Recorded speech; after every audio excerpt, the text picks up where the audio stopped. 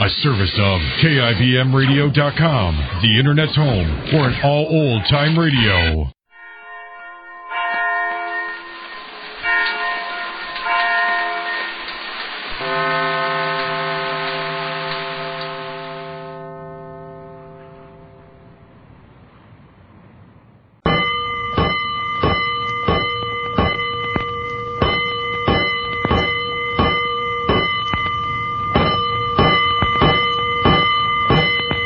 Bells. Stand by all stations. Attention, all districts. A 5-alarm fire. 5 bells. Move in immediately. That's it. Let's roll. Let's go. Firefighters.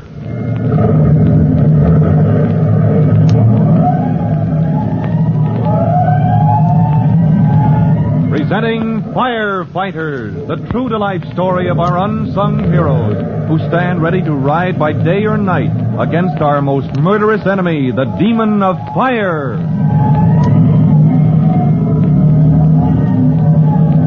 In just a minute, we'll go straight to the Green Hills district, where Tim Collins, rookie fireman, disguised as a disreputable tramp, seeks a solution to the problem of an outbreak of grass fires that threaten to cause terrible destruction if they cannot be stopped.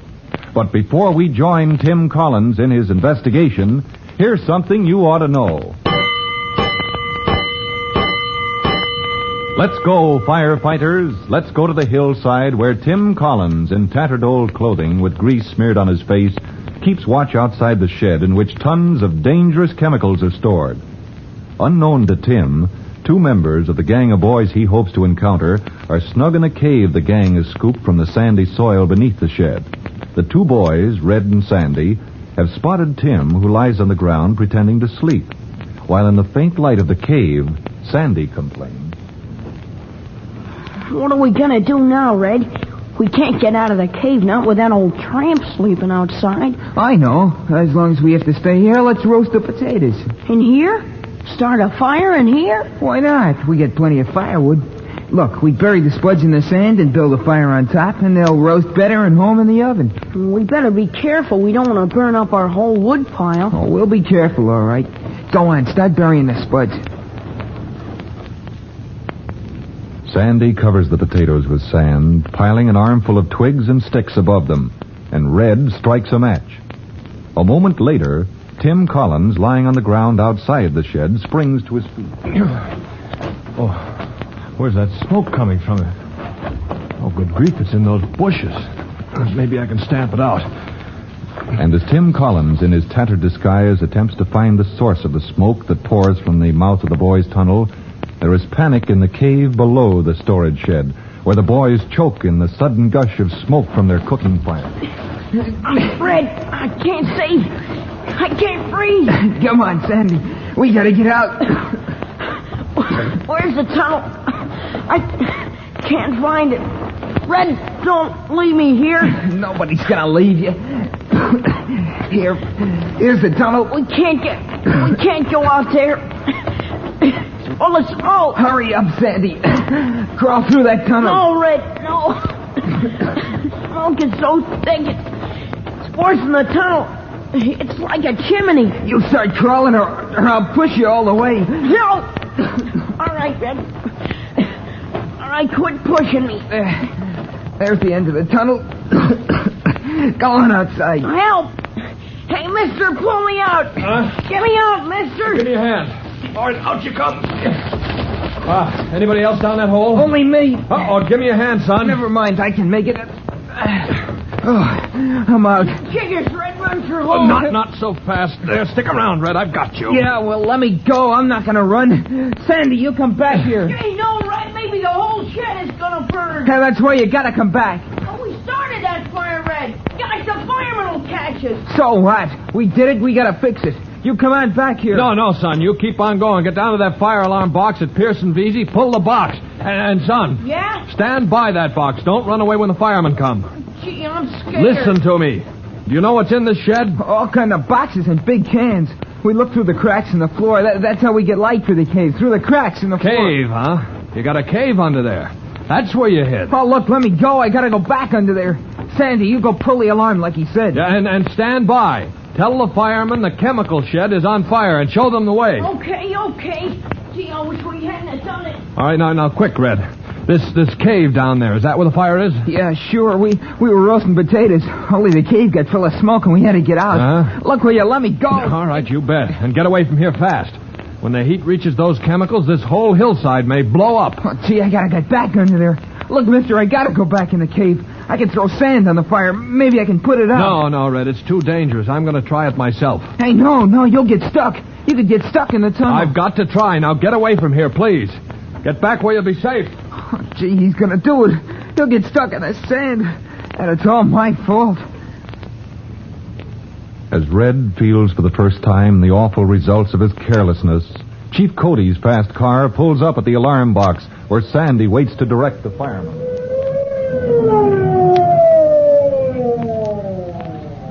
Where's the fire, boys? Which way? Up there on the hill under the big shed. You stay here, boy. Send the apparatus right up the hill. Tell them Chief Cody is up there.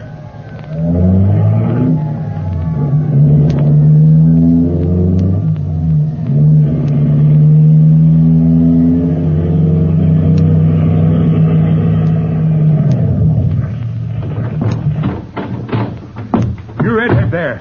Where's the fire? Back here, mister. Come on, back here. Where do you mean? I don't see any smoke. It's down below in the cave, but I think it's out. Out? What makes you think so? All of a sudden, the smoke started coming. I think he put it out. He? You know, the guy that went down the tunnel.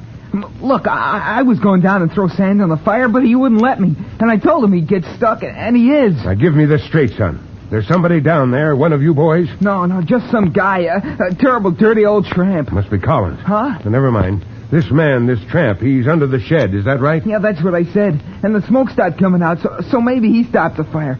But then the tunnel... Oh, what tunnel? You can't see it now because it caved in. Right where you're looking, that's where it started. But it's all caved in. In a quick glance, Chief Cody realizes that Tim Collins has been trapped by the sliding sand, and the fire in the shed may still be smoldering. As the hook and ladder truck pounds up the road that climbs the hillside, the chief waves it to a standstill. Men, get inside the shed here. Gee, mister, the man in the cave, you gotta dig him out. If there's a fire, we've got to stop it before it gets to him. Or before those chemicals blow us all sky high. Oh, but maybe he'll smother. I'll do it myself. Now, hold on, boy. You can't dig him out with your hands. 2 men with shovels. Man buried here. Hooksy Collins is caught in the sand. It's all right, son. We'll get him out. Now stand back. Don't get in our way. All right, now. Easy with those shovels. Clear the sand off his legs. He's all white in the face. Is he hurt bad, mister? You still here, boy. Now let him breathe. Will you stand back? All right, man. I'll finish this with my hands. Brush the sand off him. All right. Now somebody give me a lift. I got his arm. I'll carry his arm. Not you, boy. Will you get out of the way? Hey, look at he's opening his eyes. Hiya, Red. Oh, hey, mister. Listen, you put the fire out. Gee, all the firemen came, but it was you. You did it yourself. Chief? That's true, Collins. You killed that fire. Oh, mister, listen. Can't you? Can't he? He can't hear you, boy. He's dropped off again. All right. Let's slide him onto the stretcher. All right. Gently now. Get that blanket tucked in. All right, there we are. Now take him away, man. I'm going too. Son, you're worse than a mosquito. This man is going to the hospital. And you and I, we're going to have a little talk. Huh? What for? Because a gang of boys have been starting some mighty dangerous grass fires in this district. And I think you can tell me all about it. Oh, gee, sure it was me. It was all my fault. The other fellas don't count. It was me thought of it first. So you admit everything, huh? Oh, I don't care what you do to me. I thought it was just for fun. But look what happened. Look what I did, and this terrible old tramp, He what, son? Oh, gee, I don't care how terrible he looks. He's an awful brave guy. You're right about that. And maybe he's hurt bad on account of me. I gotta go to the hospital. I gotta find out. All right, son, you win. Call your friend down there at the alarm box. I'll run the pair of you over to the hospital. I was going there anyway. Here's what they call the emergency room, boys. The doctors are through with him. No broken bones. They left him to rest on one of the cots. Now, quiet now, you boys. Pipe down, Sandy. I didn't say anything. Here he is. Hello, Collins. Oh, hello, Chief. Guess I must have passed out. Well, how do you feel? I don't know yet. I have to get used to breathing again. Do you remember what happened? No, not very well, sir. I was throwing sand on a fire, and then the sand began closing in, and, well, Red. What about Red? That's a game little kid, that Red. Chief, he wanted to tackle that fire himself. Yes, all kids are game, Collins. Only sometimes they play on the wrong team. Well, Red would play on the right team, Chief, if he had a chance. You want to give him a chance after all the trouble he's caused the fire department and sending you to the hospital, Collins? Oh, gee, mister, I didn't know. If I had it to do over, I would never do it like I did. Not ever again. Oh, Red, you here? Me too. Yes, and this kid Sandy, too. Oh, mister, maybe the chief has to have me arrested, but I don't care. I don't care if they lock me up for 90 years. I'm awful sorry I got you hurt. It was me that did it, and, I never meant any harm. Me neither. Honest, mister, it's no fun at all when something turns out as bad as this. You're going to turn him into the police, Chief Cody? Well, they seem to be your pals, Collins. It's up to you. Chief, you sent me out to put a stop to those grass fires. Well, there won't be any more of them. Gee, no. Me too. Gosh, no. Chief Cody, we've cleaned up the trouble in Green Hills District, and I say the case is closed. Matter of fact, we made a profit on the deal. A profit, Collins? What do you mean? Well, Chief, with Red and Sandy playing for our team, we'll have a whole gang of new recruits for the Firefighters Brigade. And with the case of the grass fires at Green Hills brought to a successful end, Tim Collins can rest up and regain strength for his return to duty with Engine Company 209. And his company needs him, because before long, 209 must fight the mysterious fire in the Ghost Factory. Don't miss our next true-to-life episode of The Firefighters. In just a moment, Chief Bob Cody will tell you, boys and girls, how you can help the firefighters in your own town. But first, here's a message you ought to hear. And now, Chief Bob Cody with a special notice for the Firefighters Brigade. Chief Cody. Hello, boys and girls. This is your friend, Chief Cody. You know how little fellows like to dig tunnels and caves. Well, one of the things you learn when you become a firefighter is that those tunnels and caves are dangerous. Every so often, the fire department is called to rescue some little fellow who gets caught in a cave-in. So help us, will you, by giving the younger boys and girls some good advice? Well, that's all, and so long for now. Fire Chief Cody and the young rookie fireman Tim Collins will be back on the same station the next time you hear... That's it. Let's roll.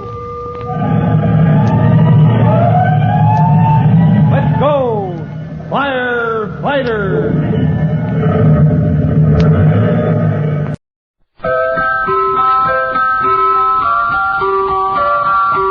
Pepsi-Cola, P-E-P-S-I. That's your smartest cola buy.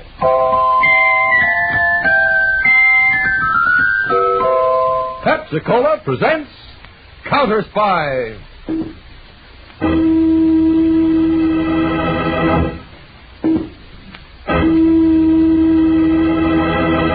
Washington calling David Harding, Counterspy. Washington calling David Harding, Counterspy. Harding, Counterspy. Calling Washington.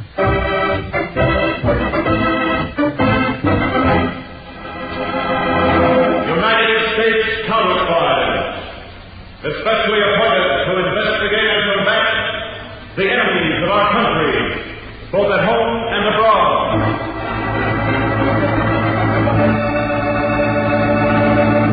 Tonight, the case of the magic murder. A thrilling counter-spy report to the American people. Brought to you each Tuesday and Thursday by delicious Pepsi-Cola. And now, another report to the American people. In your family's interest, listen to these findings, recently released by the United States Testing Company, Incorporated. After thorough and impartial tests, Pepsi-Cola proved of highest purity. Pepsi-Cola has more quick food energy and value, ounce for ounce, than any other leading nationally known cola. Yes, tested, compared against all other leading nationally known cola drinks, Pepsi-Cola won out. You get the best and twice as much in delicious Pepsi-Cola. And now to Counterspy.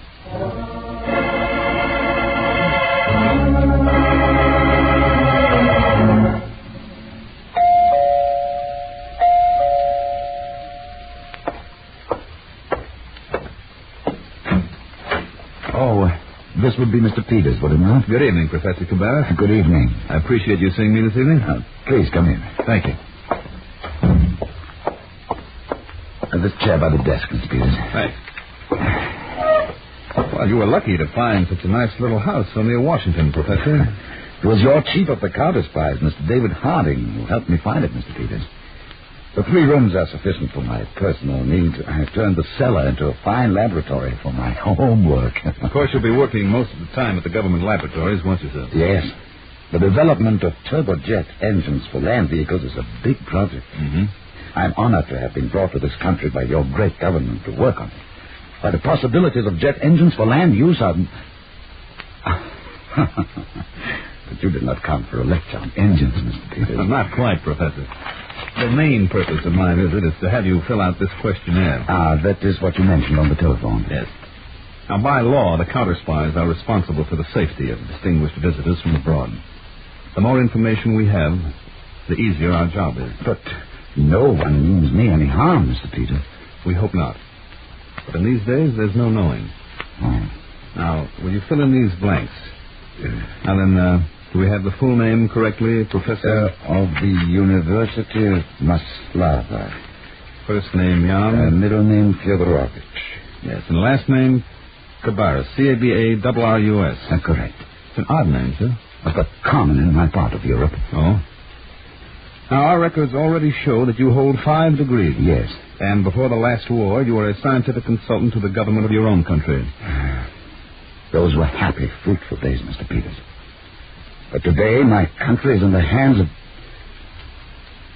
My feelings on that point are very strong, Mr. Peters. Please, go on. Now, through your experiences during the war and immediately after, our records require some more information. Well, I shall do my best. In 1939, when the Germans first...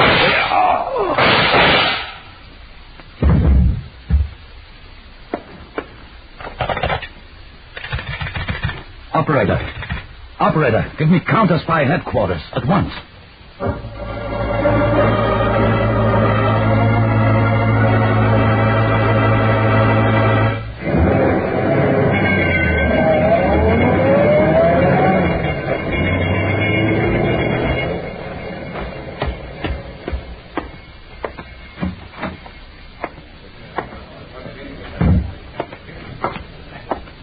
Feeling all right now, Professor Cabarrus?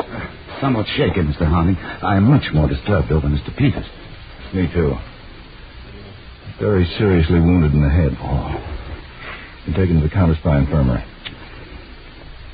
The shots seemed to come, you said, from that glass door to the sunroom. Yes. It must have been opened quietly by someone as Mr. Peters and I were filling out this... Oh, by the way, here it is. Oh, the questionnaire. Oh, Professor, did you by any chance get a glimpse of the man who fired the shots? Just as it were, out of the corner of my eye. Well, can you recall anything at all? Try to recreate the image of that moment in your mind if you can. Let me see. I was here, and Mr. Peters was there. You were at right angles to the sunroom door? Yes. And then the door must have opened. He wore a black velour hat. Oh? And, he must have been holding the pistol in his left hand. Left-handed. Now, go ahead. I believe he was tall, wearing a dark coat, and yes, a mustache. Black or dark brown. And one other thing. Yeah? In my mind, the picture of that man is like death. Death? He seemed like a skeleton. Sunken eyes. Thin face. I'm sorry, Mr. Harding. This may be all a waste of time. Your pardon, Mr. Harding. Yes, Edwards. You and the boys find anything? Yes, sir. The attacker apparently entered the sunroom from outside the house. Cut out a square of glass above the lock on the door from outside into the sunroom. Professor Cabarrus, with your permission, my men will keep working here. We can't even tell now whether the shots were meant for you or for Mr. Peters. Edwards, bring all the data with you later. Yes, sir. I'm going to headquarters to see how Peters is.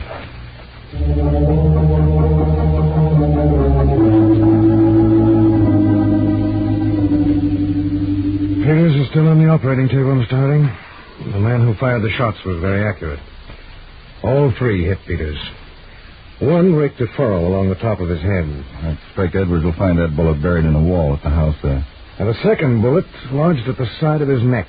We've removed that one. There'll be no serious after effects. What about the third bullet? Lodged in his skull. We're studying the x-rays now. Doctor, Harry Peters is not only my assistant, but he's my friend as well, and I hope... Oh, we're doing our very best, Mr. Harding. Would you excuse me? Harding. Edwards, Mr. Harding. I've returned with all we found at the professor's house. I'm in the identification section now. Thank you, Edwards. I'll be right down.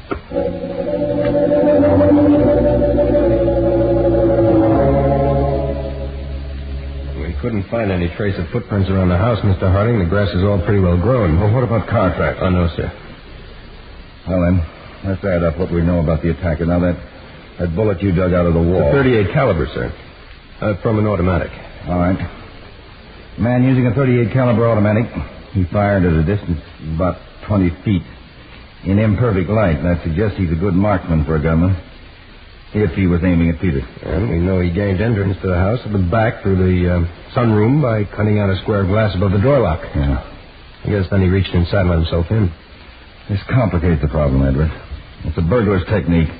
Not often you find a professional gunman who uses burglar techniques, or vice versa. All right, Edwards, let's get to work.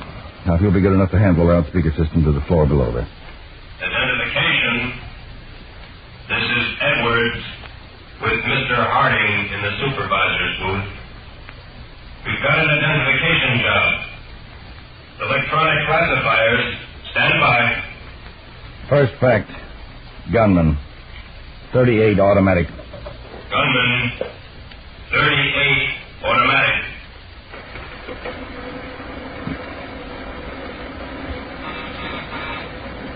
Next. Left-handed. Left-handed.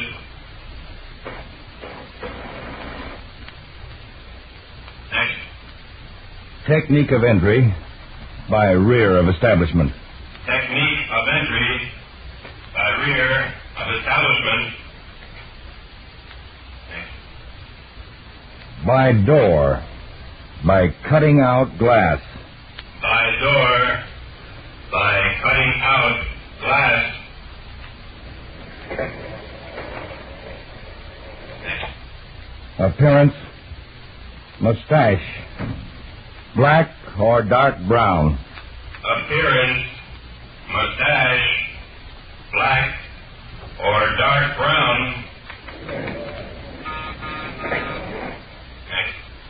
Eyes, black or dark brown. Eyes, black or dark brown. Those are the facts. Let her roll.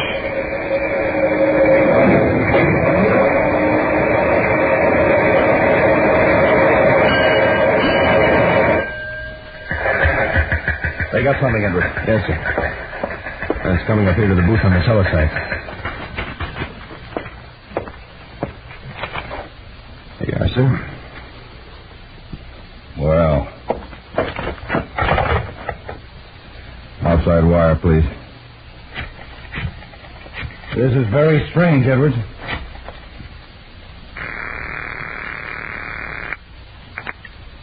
Yes, hello. Professor Cabarrus, this is David Harding. Yes, Mr. Harding. We've located the name of a man answering the description you gave us. And so quickly. It's amazing. The name is Bones Cleburne. We can have him in our hands inside of 2 hours. I'm so relieved, Mr. Harding. There's only one difficulty. He was in an automobile accident in Florida. He's been dead for 8 months. Dead? Well, then, I'm afraid my recollection of the attacker's appearance was not accurate enough. How's Mr. Peters? Well, I'm very hopeful when Mr. Peters regains consciousness, he'll be able to give us a vital clue in this case. But how is he, Mr. Harding? The doctors are waiting for the shock to subside before operating. He will live? I'm told his chances are only 50-50.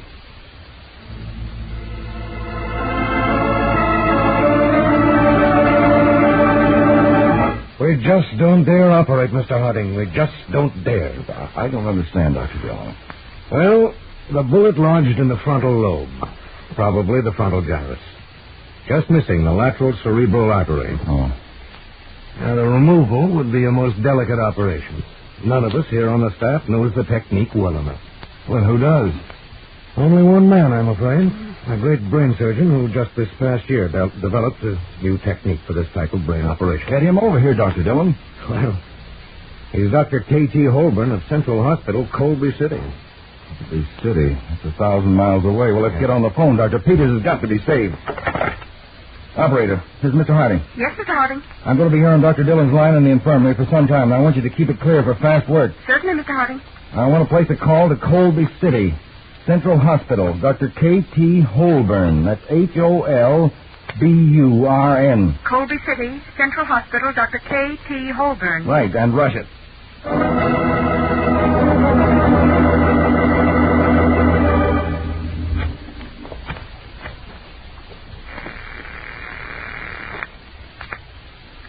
Long distance. Operator, this is Counterspy headquarters. I want Colby City 6700. Colby City 6700. Dr. K.T. Holborn. Dr. K.T. Holborn. What is your number, Fizz? Equator 1000. Will you hold the line, Fizz?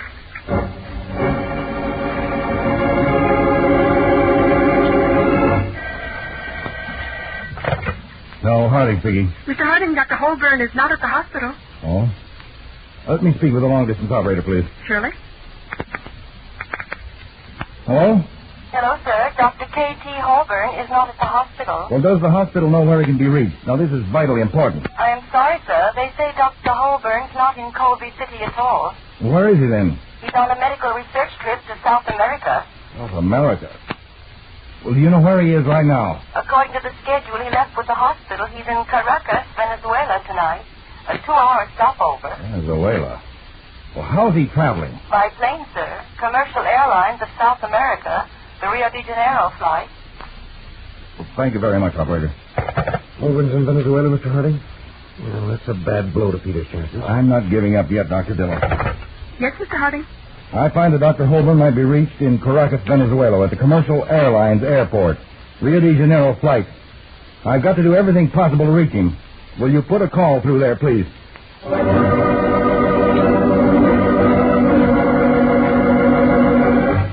Hello, Miami. This is Washington, long distance. Will you give me your overseas operator? Overseas? Hello, overseas. A ticket. Washington, Equator 1000. Mr. David Harding, Counterspy headquarters, calling Dr. K.T. Holborn at Commercial Airlines Airport, Caracas, Venezuela. Washington, Equator 1000. Mr. David Harding, Counterspy headquarters, calling Dr. K.T. Holborn, Commercial Airlines Airport, Caracas, Venezuela. Will you ring the number, Washington? Counterspy headquarters. This is the overseas operator. Let me speak to Mr. Harding, please. Harding speaking. On your call to Caracas, Venezuela, due to the number of calls already on hand, the next available time is tomorrow afternoon. Will that be satisfactory? Tomorrow afternoon, operator, Dr. Holborn's a brain surgeon. We must reach him for an important operation. We'll try to complete your call as soon as possible.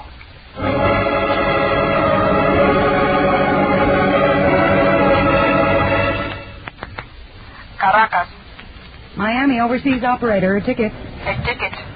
Washington, D.C. Washington, D.C. Mr. David Harding. Mr. David Harding. Calling Commercial Airlines Airport. Commercial Airlines Airport. Rio de Janeiro flight passengers. Rio de Janeiro flight passengers. Dr. K. for Kenneth, a T for Thomas Holborn. Dr. K.T. Holborn. The call is wanted as soon as possible, Caracas. It's in connection with a surgical operation. We will hurry. The serial number is 14979. Serial 14979.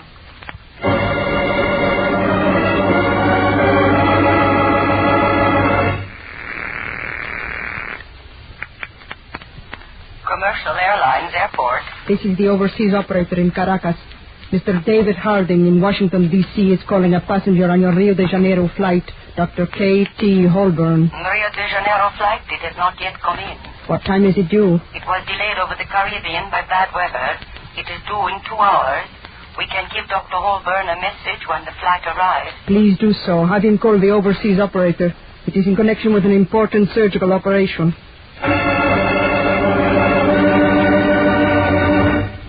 2 hours, Mr. Harding, and there's nothing we can do for Peters. There's got to be. Yes, Mr. Harding. Connect me with the airport in Caracas, will you, please? Put the call through no matter what.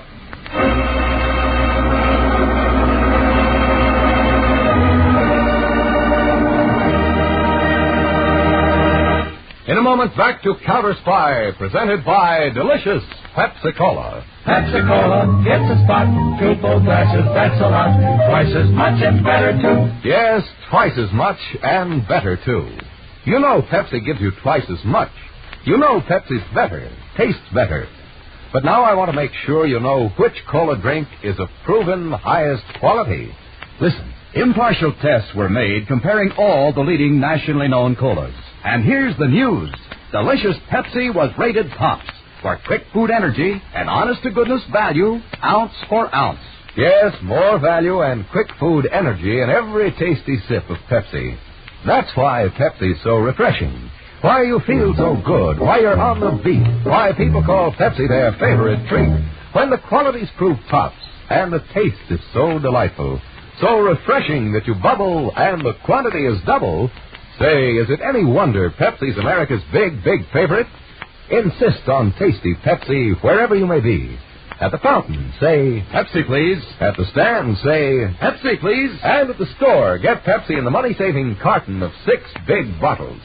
How about getting a carton tonight of delicious Pepsi-Cola? Delicious Pepsi-Cola, delicious Pepsi-Cola, delicious Pepsi-Cola, delicious Pepsi-Cola. Now back to Counterspy.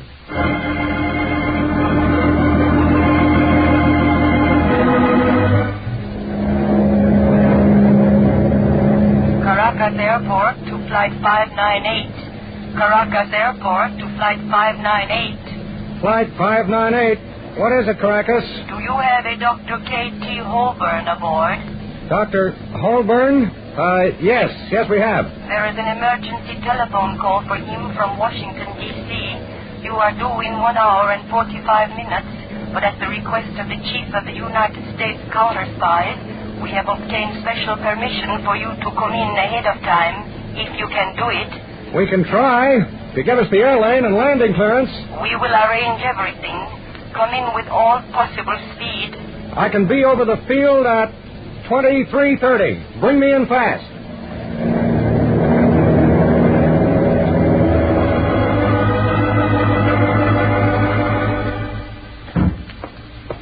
Doctor.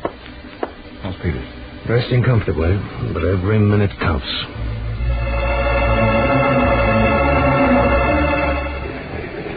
Pilot, where will I find a telephone? Now, that's side entrance to the administration building, Dr. Holborn. Thank you.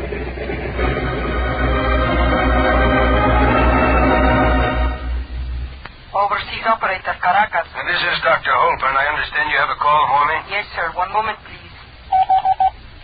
Overseas Miami, your call to Caracas, Venezuela. Washington, your call to Caracas. Equator 1000, your call to Venezuela. We are ready.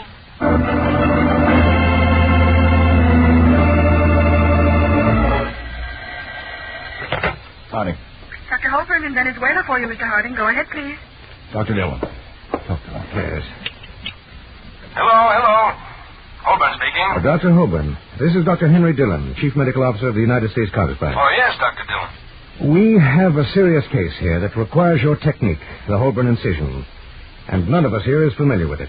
Suppose I fly right back to Washington. And I'm afraid there isn't time for that now, Dr. Holborn. Could we do this? If I acquaint you with the X-rays, could you then direct me in the operation over the phone? We'll have the phone connected right in the operating theater. Ready, Dr. Holborn? Ready, Dr. Dillon. Anterior-posterior and lateral X-rays show the bullet to be midway between the third ventricle and the sella turcica, with the head of the bullet approximately 2 millimeters from the anterior aspect of the lateral ventricle. Make your incision starting at a point 35 millimeters from the zygomatic tubercle and 12 millimeters from the Turian suture line, parallel to the superior temporal line and distal to the sphenoidal sinus. sinus. Lateral sinus. Lateral X-ray shows the nose of the slug to be 2 millimeters from the anterior aspect of the lateral ventricle. 2 millimeters. Then bring your incision up at a 45-degree angle towards the superior temporal line. Angle of incision. 45 degrees toward the superior temporal line. 45 degrees toward superior temporal line. Right. Next step, Holborn. Make the incision no more than 3 centimeters in length. Incision 3 centimeters. Right. Scalpel? Scalpel. All right, Holborn. I'm making the first incision.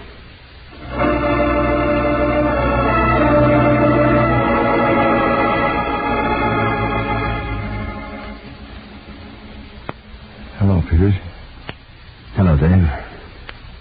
Yeah, it was pretty close, fella. The doc said you tore up the international phones this Peters, now the main thing is you're going to be all right now. Well, I may miss a couple of days, Chief. That wouldn't surprise me. Well, I guess my time's up. Now, Dr. Dillon wasn't even going to let me in at all. Dave, about Professor Cabarrus. Did you get the questionnaire finished?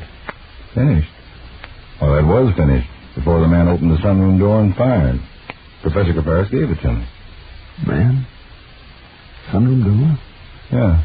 Well, the shots came from behind me, Dave. I was sitting at the desk. Easy, Peters. You better take it easy. Look, I'll come back this afternoon. We'll talk about it. You go to sleep.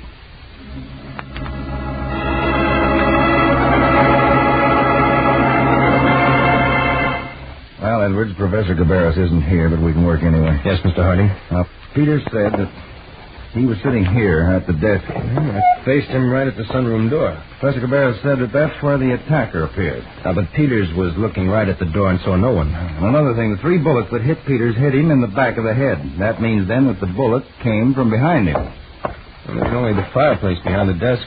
Just one filing cabinet. Of course, when I spoke to Peters, he was still foggy from the operation and the anesthetic. Look out!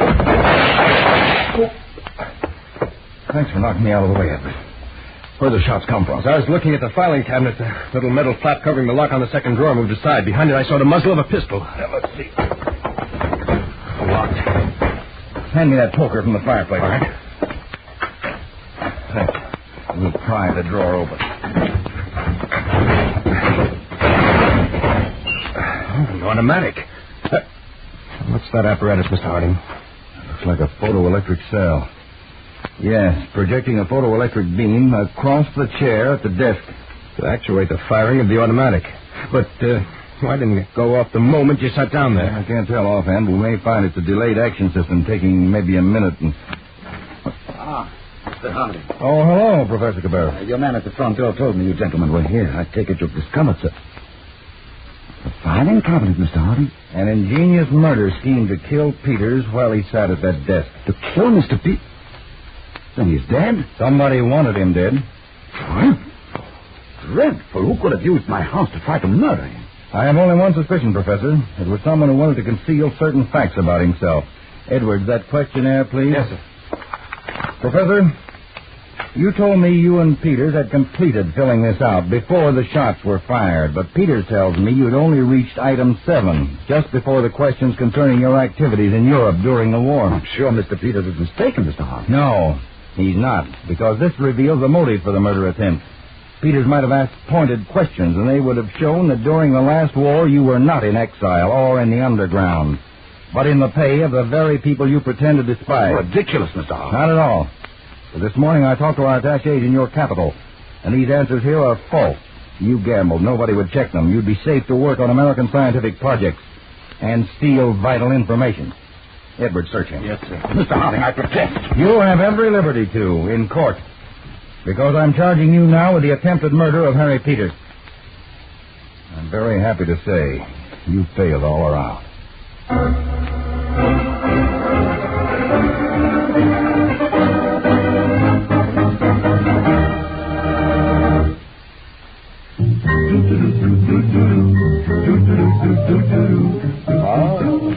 delicious Pepsi-Cola. Bring it on now.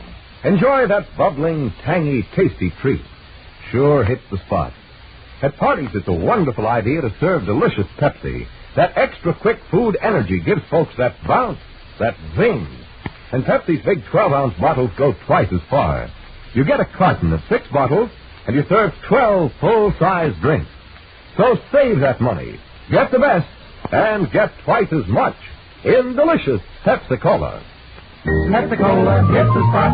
2 full glasses, that's a lot. Twice as much and better, too. Pepsi-Cola is the drink for you.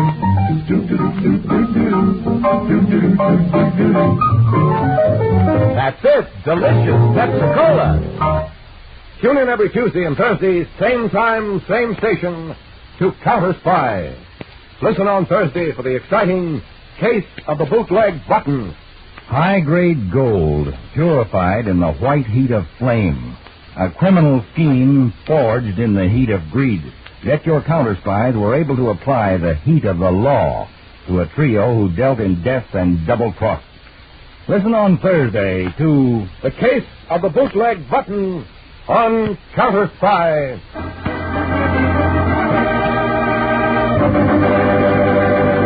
Tonight's Counterspy program originated in New York and was directed by Leonard L. Bass, dramatized by Paul Milton, and featured Don McLaughlin and Mandel Kramer with music by Jesse Crawford.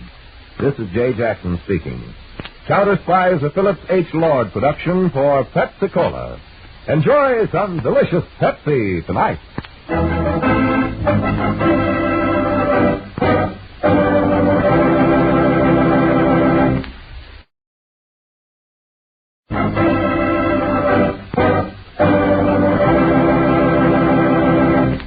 It started at dawn in a Los Angeles taxi and wound up that night on a cliff in the middle of the Pacific.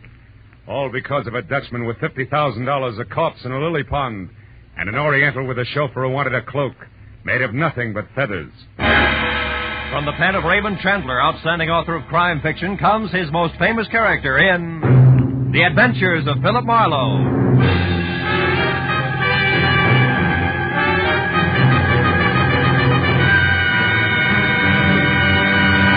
Now, with Gerald Moore, starred as Philip Marlowe, we bring you tonight's exciting story, The Cloak of Kamehameha.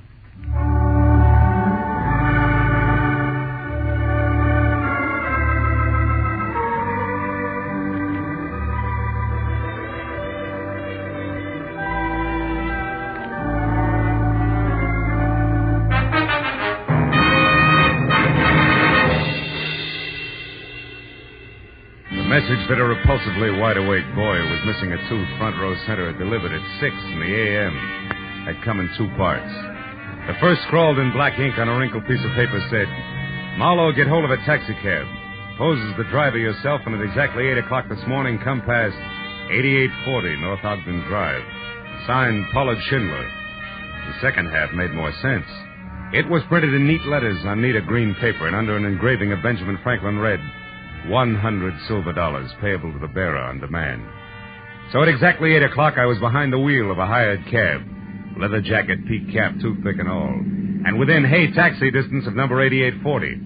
Mr. Pollard Schindler, a round man in square clothes with haircut to match, was not late. Taxi! Are you there? Taxi, wait! Yes, sir. Cab? Of course. Why do you think I'm shouting my head off? I want to go to the municipal airport. You understand? The municipal airport at Inglewood. Okay, Inglewood. Municipal airport it is. Marlowe, the meter. Quick, put the flag down. Every minute I'm being watched. Oh, yeah. Watched by whom, Mr. Schindler? Yeah, I do not know. Now, listen carefully, Marlowe. Later, you are to go to the Halima'ana Hotel and wait for a young lady named Lani Collier. Mm-hmm. Then, at the hour she designates, you go to her house, number 44 Diamond Head Circle, and pick up the cloak. Oh, wait a minute. Holly Moana, Diamond Head, all those places. This hotel isn't by any chance in Hawaii, is it? Didn't I mention this in my note? No, you didn't. Nor did you mention picking up a cloak. That just proves I haven't been myself ever since yesterday when I received this anonymous letter that's postmarked Honolulu. All it says is, Kamehameha's cloak of golden feathers will bring no less than death. Huh. Marlowe, Have you ever been to the islands? Yeah, twice. Once business, once pleasure. Well, then surely you've heard people speak of King Kamehameha. Oh, sure. He was back in the 1780s, right? Yeah. Big organizer, conquered Oahu by driving the defenders over that cliff that divides the island. Divides it in two, you know. Pali. That's Pali, it, that's it. Marlowe, the feathered cloak that Kamehameha wore was about 100 square feet, and every inch of it a golden yellow feather. Huh? And valued at more than $500,000. Really? How come? Well, the feathers. Oh, yes. They are from the now extinct black marmot bird, Marlowe, and there was only one yellow feather on each bird. That could explain why they're now extinct. Don't tell me this is all a game of Collier to Marlowe to Schindler with a cloak that belongs to the museum. Oh, no, Marlowe. No, it isn't with the cloak you speak of. But Lonnie Collier has another one. Less valuable, of course. It's 1/4 the size. Oh. But it also belonged to the king. And it also is made of the priceless feathers. And is this a property to have in the whole legal-like? Yeah. Lonnie is wealthy, young. How young? About 25. Oh? She went to a fashionable schools here in California, and as a result cares more about fun and furs from I.J. Fox than she does priceless heirlooms. So, for $50,000, I have bought the cloak to resell to a New York millionaire for almost twice that sum. It's a lot of loot. Well, yes, he loves island law. Oh, it figures. Marlowe, I was right. I am still being followed. Don't look back. Just drive faster? No. Do nothing. This is exactly as I want it. Whoever it is will follow me, not you. And when I am in Honolulu, they will still follow me. Well, I take care of the business on hand. Huh? Yes. There is a reservation for you on the next plane. So, after you leave me and collect your cab fare, which will be $500, you drive away. And then later, Marlowe, get back here, board your plane, and underway. And tonight, when I've got the cloak? Take it back to your hotel room at the Hale Moana and sit on it hard. Mm-hmm. Because unless I am a complete success as a decoy, you will have your share of trouble, too, I'm sure. But, Marlowe, from which specific direction it will come, I do not know.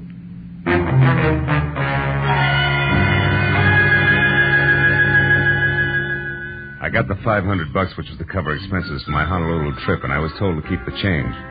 So after I'd returned both cab and costume to their owner, I added 10 to the original hiring price and had him drive me back to my apartment and wait while I packed. Then I got into the cab again, rear seat, said Municipal Airport, Inglewood, and settled back to think about the crossroads of the Pacific. Lovely hula hands and what shouldn't be too rough a job. But there I was wrong, because in the next minute and those that followed, everything was done the hard way. First we ran out of gas, then got tied up in a traffic jam, and after that got stopped for speeding. All of which added up to me at the airport just in time to watch my plane take off without me. But then when I told a cherubic clerk in a gray flannel and insipid smile that my name was Philip Marlowe, and that I wanted a reservation on the next flight, which was leaving in an hour, things got even worse. But you can't be Philip Marlowe, sir. That is not the Philip Marlowe who was on Flight 21 that just left. You have a reason for saying that? Well, I most certainly do. There were 36 seats on that plane, sir. And when she took off, all 36 were full. Now, I know, I checked them myself, and I don't make mistakes. Well, bully for you, boy. But I happen to be both Philip Marlowe and the man who was supposed to be on that plane. Also, Buster, I'm out of patience. Now, do I get the next plane or don't I? Come on, I can't stand indecision. Well, You what? I think it can be arranged, Mr. Marlowe. As a matter of fact, I know it can. Well, in that case, my friend, thank you.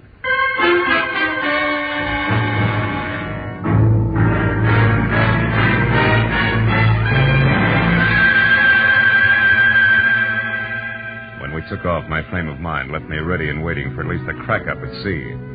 But an hour later, the last of California had slipped over the horizon, and there was only clear sky ahead. I began to relax.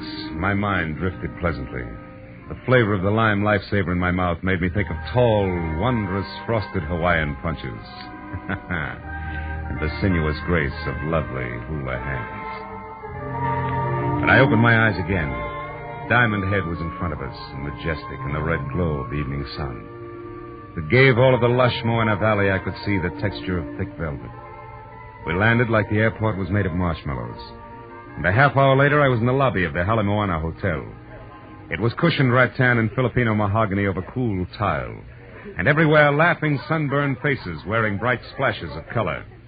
So smiling both inside and out, I walked briskly to the reservation desk and told a good-looking Hawaiian in white flannel that I was Philip Marlowe. But at his reply, I stopped smiling, both inside and out. But, sir, your reservation was taken 2 hours ago. There must be some mistake. I doubt it.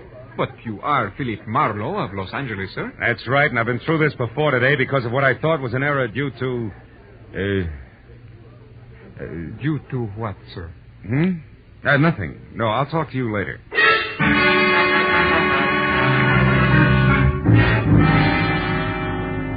There was a large circle of mirror on the wall behind the clerk. And even as we had talked, I caught the reflection of a beautiful tan girl in a cocoa brown suit, white pearls, and no stockings, who at the mention of my name had done a take that had made her long blonde hair whip straight out. When she saw me watching her, she pivoted sharply on a spiked heel and hurried toward a lanai under a banyan tree, where there was Hawaiian music and a lot of different-looking people drinking at glass-topped tables under a three-quarter moon. I stayed near the reservation desk long enough to light a cigarette, and then I followed her. She was seated away from the lobby entrance, and on a hunch that she might be Lani Kalia, I started for an empty table next to hers. But a middle-aged Chinese in gray gabardine and Panama to match slipped into the chair that I was after. So I forgot about being subtle, and addressing her as Miss Kalia, introduced myself as an old and dear friend of Pollard Schindler's, one Leland Dunn. Well, this is a pleasant surprise, Mr. Dunn. But tell me, how did you know what I looked like? Well, Pollard Schindler's accent doesn't hamper his vocabulary, Miss Collier. He used the right adjectives, believe me. I'd love to believe you. But I can't, Mr. Dunn, because Pollard Schindler never saw me in his life. All our business was done by telephone. Okay, my mistake. I'm Philip Marlowe, Lanny, and I want to know when we rendezvous at 44 Diamond Head Circle for the Cloak of Kamehameha. The cloak? Yeah. You are no more Philip Marlowe than you are Leland Dunn. And if you need a reason, it's that I just left Philip Marlowe upstairs. Now, wait a minute, baby. There's only one Marlowe. That's me. I can prove it. I'll bet you can, forged papers and all. I've already been warned to watch for imposters, so quit wasting both your time and mine and get out of my way. I've got things to do. Now, wait, Lonnie, For what? Proof that you're neither Dunn nor Marlowe, but Kamehameha himself? No thanks and goodbye. If there had been a door, she'd have slammed it. Well, now I had two clues. One, an obvious party who would assume the name of Philip Marlowe, and the other, Lani Kalia. Less obvious, but more intriguing. So figuring the road company Marlowe would keep, I followed Lani, who by this time was getting into a new yellow Nash convertible. Before I got to her, she stepped on the gas, threw her lights on, and lurched from the curb. So I ran across the street to what I thought was a taxi, but I was wrong, because it turned out to be a chauffeured limousine and being helped in by a small, swarthy item of dubious lineage in a wrinkled cotton uniform was the Chinese in gray gabardine and Panama to match, who had been sitting near us on the lanai. But what counted more was that he obviously sensed my problem. You wish to follow the girl, sir? Yeah, it's a lover's spat, you know what I mean? I think so. Jolo, quickly. Yes, sir. You know where she's going? I'm not sure. Maybe Diamond Head Circle. Lady is gaining, sir. Let's make it Diamond Head Circle. Is there a faster way there, a shortcut? There is. Jolo, Which means what? Means never mind Diamond Head Circle. Drive fast to the factory instead. And do not move, Mr. Marlowe. Marlowe? Oh. Comes the heavy artillery, huh? Okay, Fu Manchu, what's with the factory?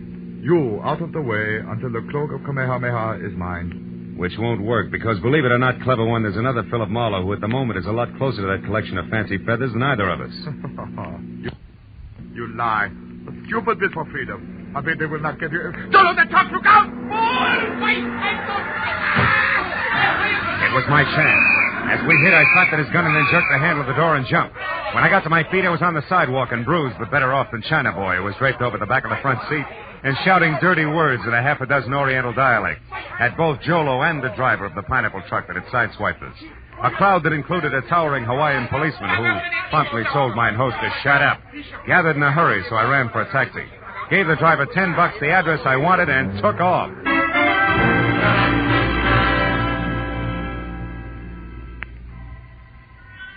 The street on which Lani Kalia lived was a neat curving strip that rose sharply from sea level up to the shadow of Diamond Head itself. And we were there in less than 10 minutes, but finding number 44 was something else. And another 30 minutes disappeared before we finally parked away from the place, which was glass, Kona wood, and you can't find the front door without a blueprint tucked deep behind a thick grove of date palms. I told the driver to back down the hill without using his motor. Then I slipped into the grounds and carefully moved toward the house, until what I thought was the trunk of another palm tree stepped into my path fast. Stop where you are. At the top, which was over 6.5 feet, there was a shock of flaming red hair. The whole frame was half covered in dirty yellow shirt, once upon a time white ducks and battered brown sandals. In broad daylight, it would have looked worse. You. Who are you? Someone with an appointment to see Miss Collier. Why, you belong to this place? Yes, and this place belongs to me as well. All of it. Miss Collier included. She's mine to protect. You understand that, Malahini? Which? Malahini. Greenhorn tourist, the kind that I hate. Kind that's ravaging all that's beautiful. Stealing the islands from those to whom they belong. Now, take it easy, Red. I'm not here to ravage or stick your pretty island into my pocket when you're not looking. All I want is words with Lonnie Collier. You are like the rest of them, trying with cunning and deceit to turn her head away from these shores and toward the mainland where you come from. I won't stand for it. Look, why don't we break this round table up and get to the house? I'm in a hurry. All right. But I'm sure that Lanny will be on my side.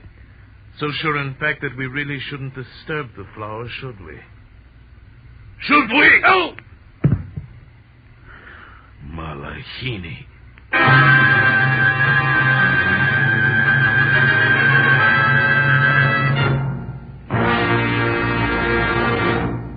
In just a moment, the second act of Philip Marlowe. But first, if mystery and detection are your dish, don't forget you can get more of the same over CBS. Tomorrow, for instance, is the day when two unique and widely differing sleuths make their weekly appearance.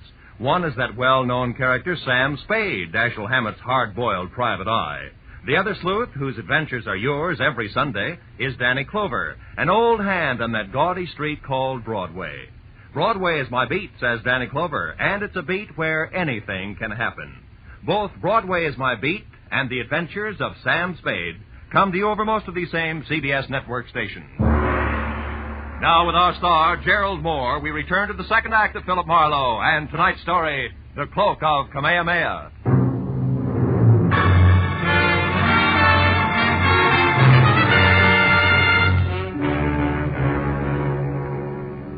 The red-headed lunatic with the slow, soft voice and fast, hard fist took me by surprise, and I wound up flat on my back before I realized he'd so much as moved.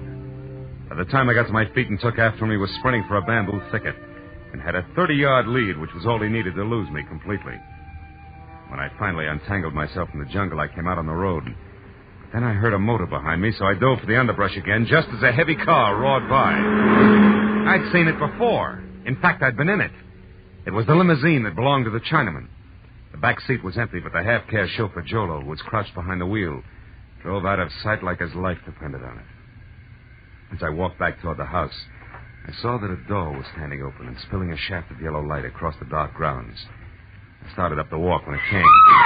Then a second later, Lanny Collier burst into the path of light and ran for the open door. I went after her, caught her by one arm, and spun her around. No, let me go. What happened? Why'd you scream, Lanny? It was back there in the pond. Yeah? I heard a noise, and when I came outside, I found him. Found who? Come on, show me. I talked to him just a few minutes ago. I gave him the cloak. Yeah?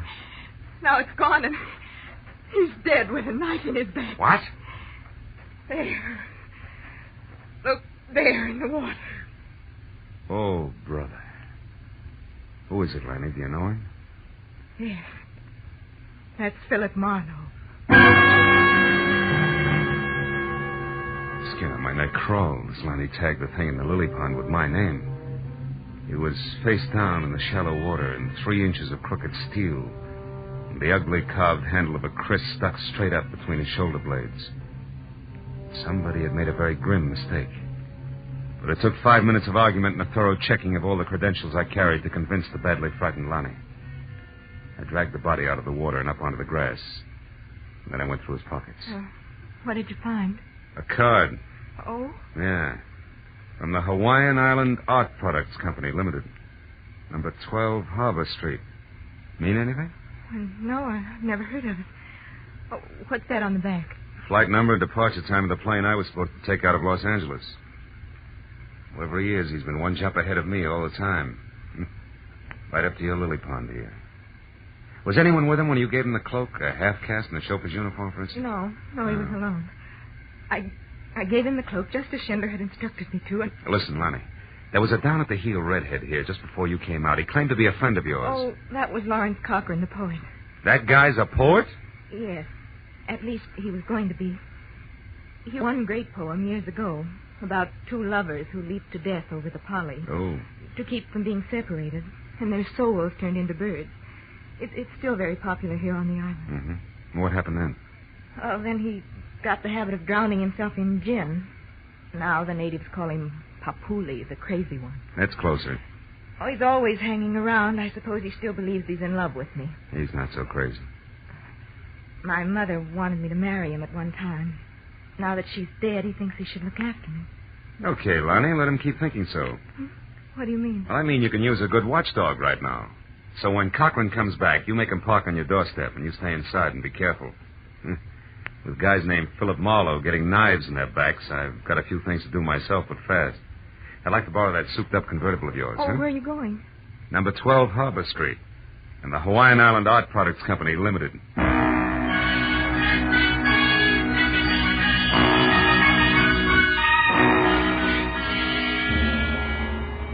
Harbor Street was a narrow, twisting alley 2 blocks below King Street. A kind of social sargasso where the derelicts of the Pacific quietly pounded in dives built into the damp crevices between warehouses. However, number 12 turned out to be practically a blank wall. There was one small window high up, a door with a heavy iron grill over the glass, on which Hawaiian Island Art Products Limited, I.K. Lee, President, was painted in small black letters, and a thin passageway blocked by an iron gate at the side of the building. A light burned inside, but the door was locked. So after I'd ruined my shoe shine and skinned all my knuckles, I managed to climb over the gate and edge down the passageway to the rear, where I could hear water running. There was a marble fountain playing in the center of a walled garden as oriental as the Forbidden City. I eased across its rigid daintiness to an open door, peeked in, and then reached for my gun because sitting inside at his sleek white mahogany desk was the Chinaman in the gray Panama. Well, well. This is a somewhat unexpected turn of events. Please, be careful with that gun, won't you? You be careful, Lee, and you won't have to worry about the gun. Now, tell me something. Why'd you break your neck to get Kamehameha's cloak, anyway? You know what'll happen if you ever try to sell it? Oh, my good man. I can sell that cloak every day for the rest of my life. A few feathers at a time. Yeah? The world must be full of feather collectors, huh? But it is. I manufacture the beautiful feather lace islanders wear on their hats. And while the bird is extinct, the desire for its gleaming feathers is not.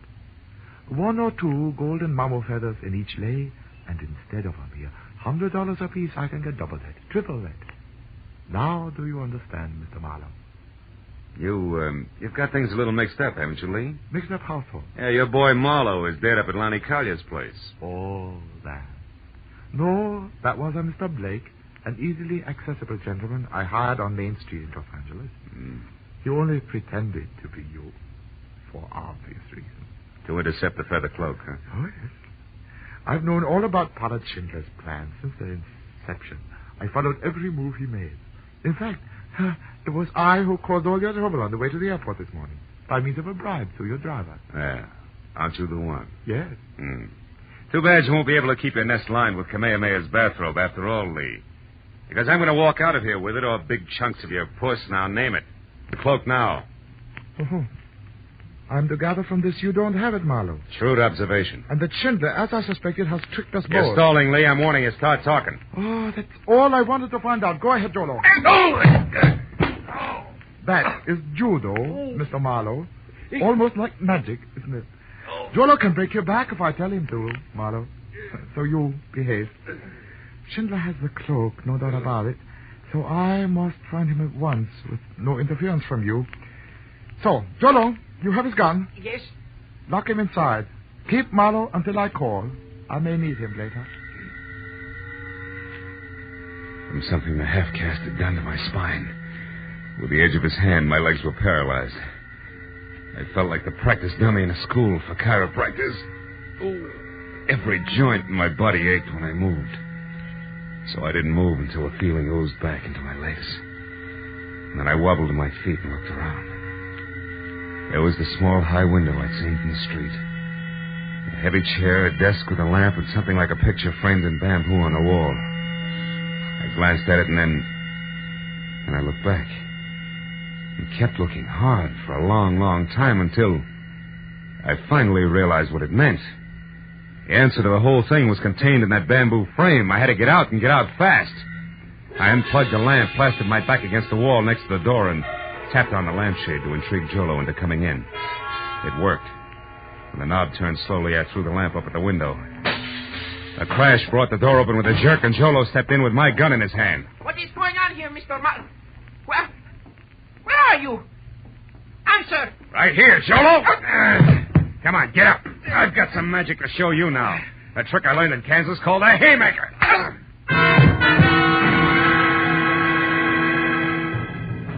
I ran down the hall to the street door and out to the car. There was no traffic problem at that hour, so I jammed the gas pedal to the floor and held it there, right through the heart of Honolulu and up the twisting road that led to the mountains back of the city. The echoing roar of the motor as it tunneled through the forest lining the road was finally replaced by another roar, wind. The unending gale that shrieks through a precipitous pass 3,000 feet above the city. The Polly. I swung the car to the side of the road and ran the rest of the way out to where the rocks rose to a knife edge that dropped a sheer 1,000 feet to the valley floor. Then I spotted them. Lanny lying stunned at the cliff's edge, and standing over her, his red hair ripped by the wind, was the mad island poet drunk as a lord. And flapping around his shoulders like a pair of huge gold wings was the Cloak of Kamehameha. Oh, don't weep, my love. I offer you the freedom of the bird. Come, Lonnie. No, let me go, Lawrence. You man. No, Lonnie, you're the mad one to think you could sell your treasures and leave the island. Your destiny is here. No, stop it, you murderous lunatic. I tried to warn Schindler, but the fool kept on, so I killed his courier, the man you gave the cloak to. I'd kill 1,000 times to keep you here with me. No. You belong to the islands, Lonnie, like this cloak, and I do. We must never leave. Come, it'll all be over soon, and our souls will turn to birds and live forever in this paradise. No, stop it! Stop! Marlowe, help me! Stay back, Marlowe, don't interfere! Lonnie! Lonnie!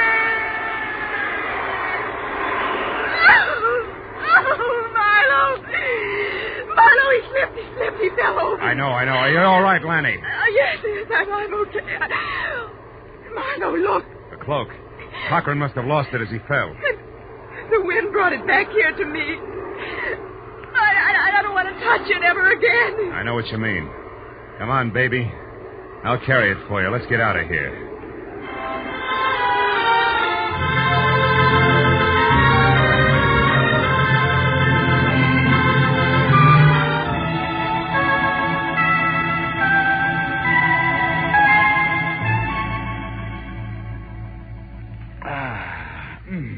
There's nothing like ham and eggs and good black coffee in the morning, son, to make one forget an ugly night.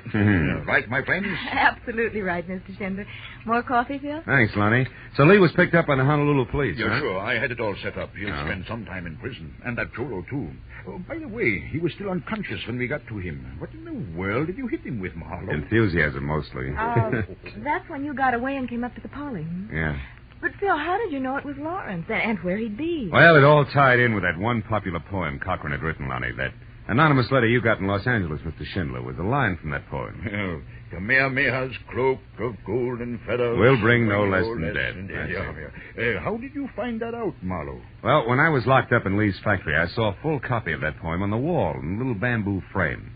Oh, when I came to the line you just quoted, it stuck out like it was printed in neon. That pegged Cochran as the killer. Once I had that, I tried to look at things from his angle. He was a murderer, sure to be caught, desperately in love, insanely possessive of everything he thought belonged here in the islands. And he was an unbalanced lush as well.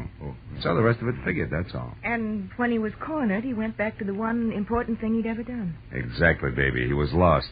So he identified himself with the hero of his poem and took that as the only way out. Amazing. Truly an amazing thing. And a terrible thing, too, Mr. Schindler. Well, who knows? We all got what we went after, didn't we? Each of us. Even Lawrence Cochran.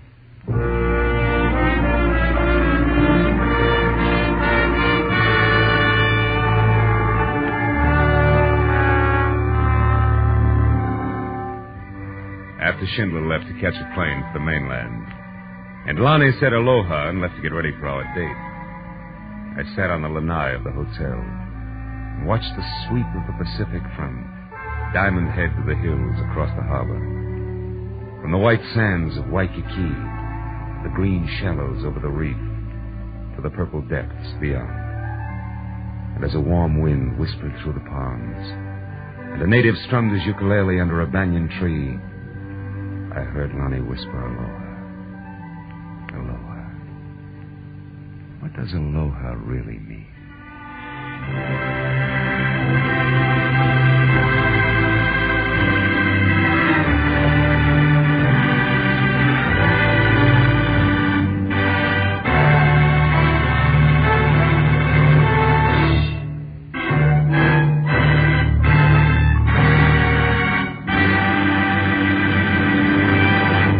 Adventures of Philip Marlowe, created by Raymond Chandler, star Gerald Moore, and are produced and directed by Norman MacDonald.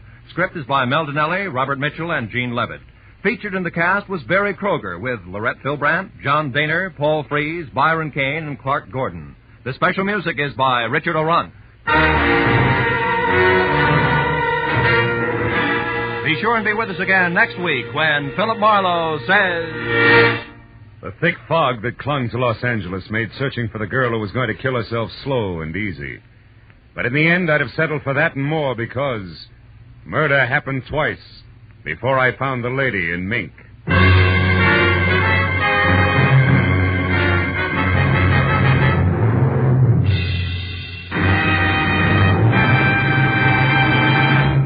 $52,000. A nice pocket full of change to have around, isn't it?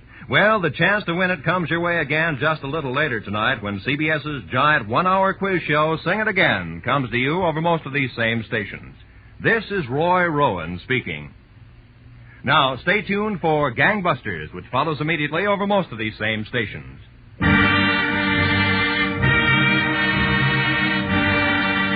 This is CBS, the Columbia Broadcasting System.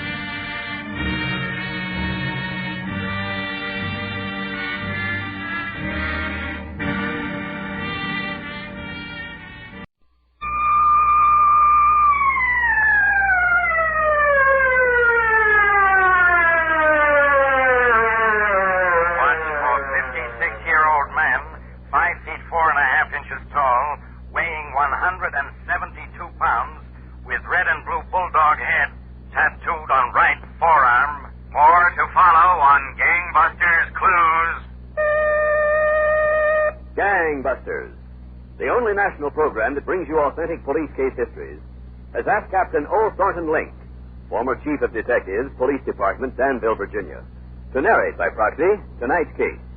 Captain Link. Thank you, and good evening, Gangbusters listeners.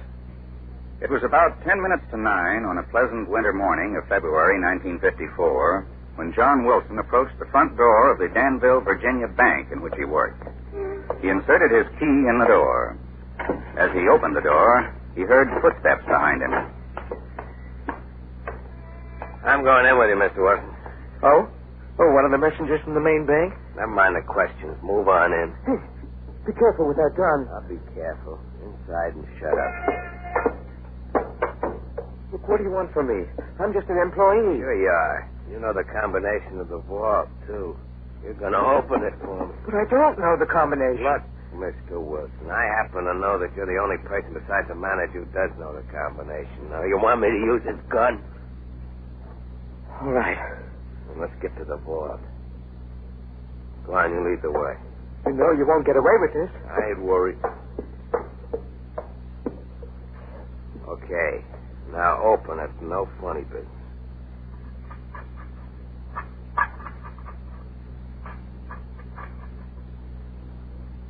Here you are.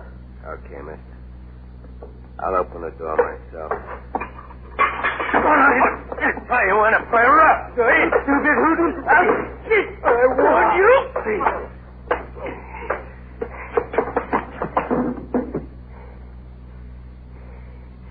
Next time, maybe you'll listen.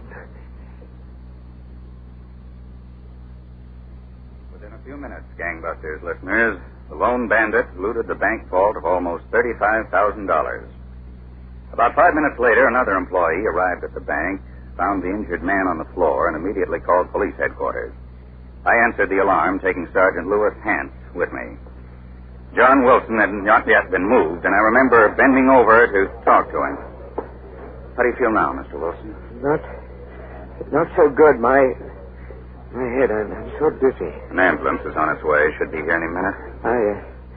I tried to stop him. Can you remember what he looked like, Mr. Wilson? Not too well. Oh, my head. Maybe we'd better save this questioning for later. No, I'll tell you what I can. He knew all about me and the bank. I never saw him before.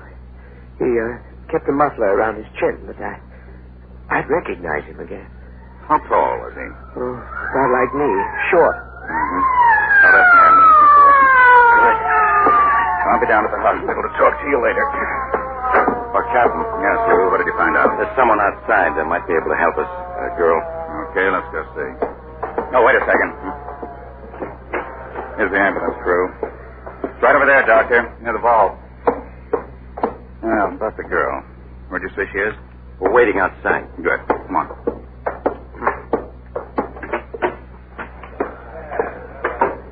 Here she is. You can talk to her yourself. All right, everybody, step back. Miss, this is Captain Link. Hello. Say, this is a big robbery, isn't it? Pretty big. When I went to the movies last week, there was a robbery in it. The police never were able to find out who did it. Look, Miss, suppose you tell the captain what you told me. Oh, yeah. Well, my mother sent me to the store. We were going to have breakfast, and we didn't have any bread. I lived just a few doors away from the bank. Anyway, when I left the house, I noticed a red laundry truck parked across the street. Now, what time was that, Miss? Well, I already told the sergeant. It was about 9:15. Go on.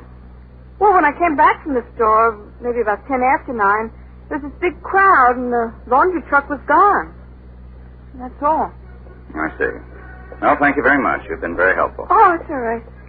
Say, why don't you call in one of those private eyes? In this movie, I saw the police never could solve the case, but the private eye, he was able to tell them... Yes, I saw it. Oh. If you'll give your name and address to the officer by the door. Sure. Tom, take this girl's name and address, will you? And thanks again. Come on, Lou. You're going to trace the truck? Yeah. If we can find that driver, he might have seen something. He'll give us a line on the holdout man. It's the beginning, anyway.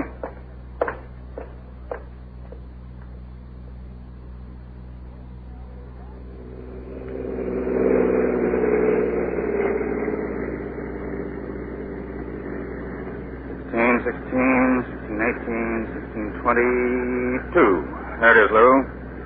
House with a little white fence. Right. It's a nice little place, isn't it? Mm-hmm. Come on.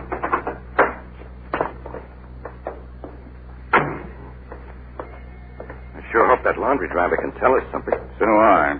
I was counting on finding some fingerprints in the vault. But no luck.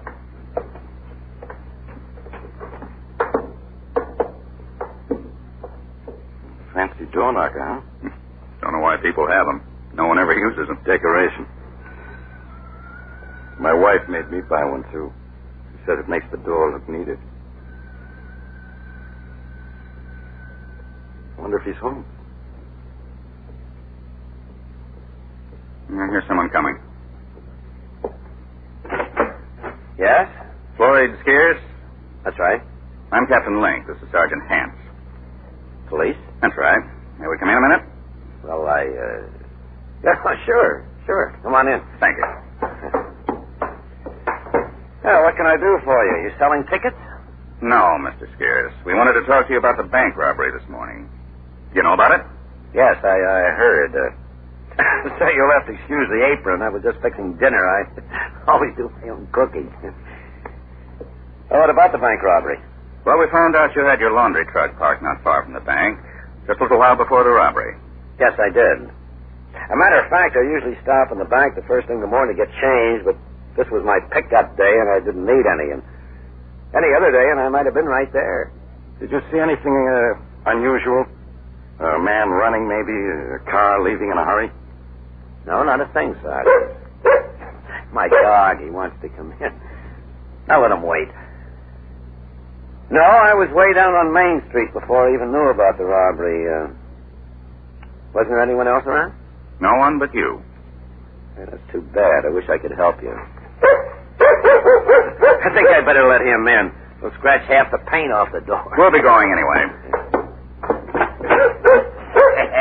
Thought I'd forgot you, boy, huh? He's a nice dog. Yeah, he sure is. Well, thanks, Mr. Skeers. Well, that's all right. If I think of anything further, I'll get in touch with you. Yes, do that. Goodbye. Bye. What do you think, Captain? I don't know. Guess there was no reason for him to lie, yet something about him almost seemed too friendly, you know what I mean? Yeah, I sort of sensed it myself.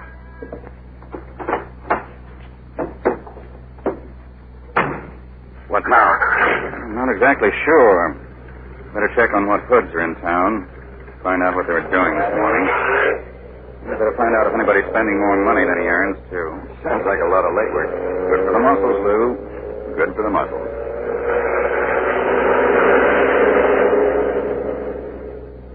The search was on, Gangbusters listeners.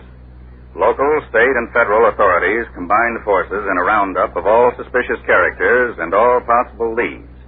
Roadblocks were set up, and planes of the Civil Air Patrol flew over backwoods areas hoping to spot any automobiles that deliberately avoided the blocks. 8 days went by, during which several leads were followed and then dropped as false. Then, in a small restaurant on one of Danville's side streets... Hey, you over there at the bar. Me? Yeah, come here a minute. What do you want? You hungry? Sure I'm hungry. Why? Sit down here. Have a meal on me. What? Sit down and eat. What do you mean you're going to snake me? Sure. Be my guest. Sit down. You sure there's no catches? Go on. Order anything you like. Okay. I only got a quarter. I was just going to have a hamburger. I'll take the turkey. Say, what's the idea? This is a celebration? Sure, sort of. I always said if I ever made a strike, I'd set up a big meal for some guy who needed it every night for a week. Oh, that's nice. That's real nice. I was hungry once, Buster. I know what it's like. Oh, sure thing. And what'd you do? A business deal come through? Why, you might say.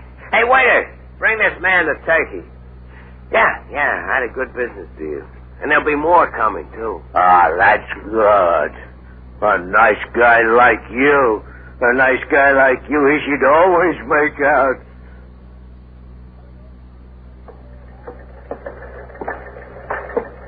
All right, Mo. Let's see the captain now. What do you want from me? What'd you pick me up You'll for? find out. Just relax. I didn't do nothing. I swear I didn't. You can tell that to the captain. You cops, you're all alike. You pick up a guy who's minding his own business. Big deal, Captain. What am I supposed to do, Bow? Just take it easy. Come in. All right, Mo. You first. Don't shove, that's all. Don't shove. All right, sit down over there, Mo. Hello, Mo. Nice going, Mo. He does a better job of acting each time. Well, you know how it is. A guy can't be too careful. All right, Mo. Go ahead and spill what you know. Well, it's like this. There's a guy. His name is Jerry Keaton. For the last week now, he's been spending a lot of dough. He even spent some on me. He said it was a business deal, but sounds kind of fishy to me. I thought you better know. You told me to be on the lookout. About an hour later, Jerry Keaton was picked up in Danville's business section. He was soon in my office at police headquarters. There you are, Keaton. Thanks. I was real thirsty. All right, you had your glass of water.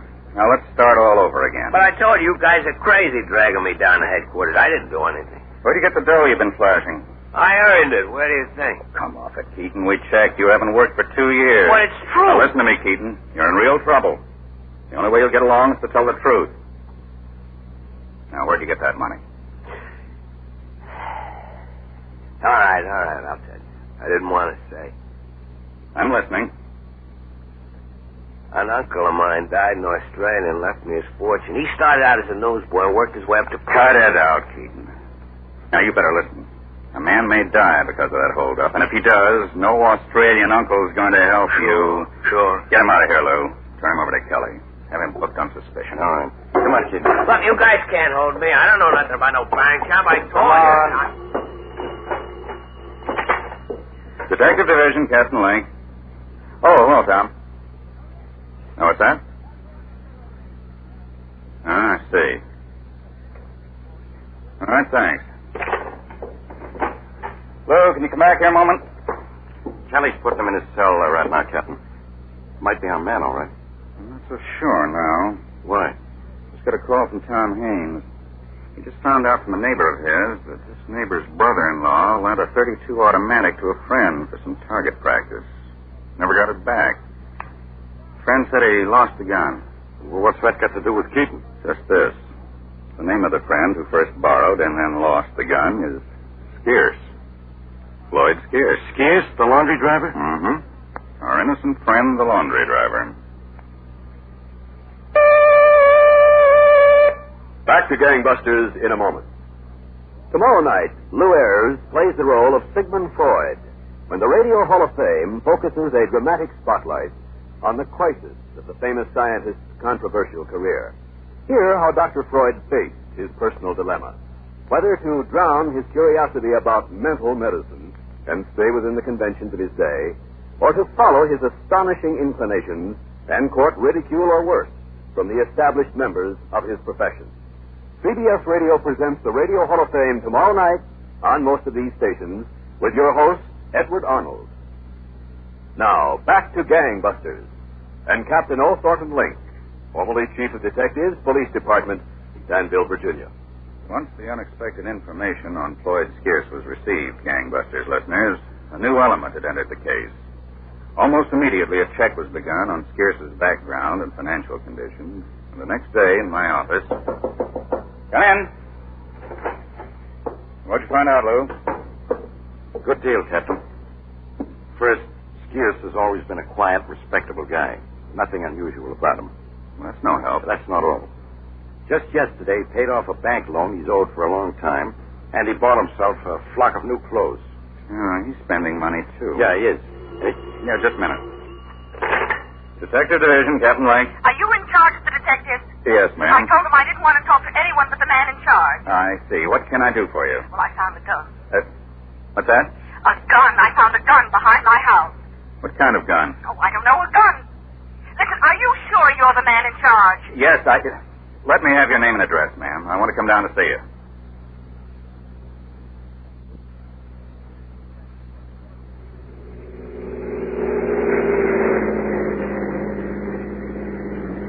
Here we are, Captain. Yes. The woman out in front must be the one who phoned me.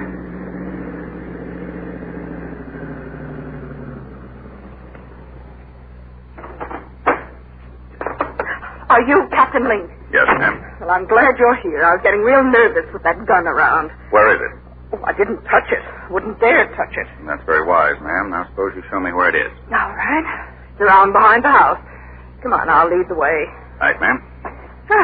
They didn't want to let me talk to you at first. But I always insist on talking to the man in charge. The way to get things done. Nice lawn you have here. Yeah. High school boy comes by and looks after it. Oh, you see that little brook behind the house? It's where I found the gun. How'd you happen to find it? Well, there's a place in the brook where I like to dip out water sometimes for the flowers, but it's all blocked up with twigs and things. I started to try to clear it out. Here we are. Isn't it pretty here? Yes, ma'am. Where's the gun? Oh, well, if you'll bend down here, this is where I was clearing out the twigs that's at the bottom. Yeah, I see it. I'll get it out, Captain. Go ahead. Be careful. Don't point it at me. Don't worry, ma'am. I won't. Here you are, Captain. It's a 32. You think someone lost it? That's possible. Excuse me a minute, ma'am. Hello. Yes, Captain. Good day. This is just about 2 blocks from his house. What time does he get through with his route? He ought to be home now. Mm-hmm. Well, let's thank the lady and go pay Skeers a visit.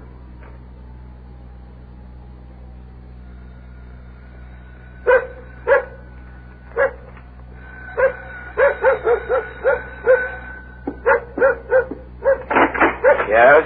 Can we come in, Mr. Skeers? Hi, the captain again. Sure. Come on in. Thanks. Yeah, make yourselves at home. Want me to fix some drinks? No drinks, Mr. Skeers. We want to talk to you. Sure. Well, you might as well sit down. We'll stand.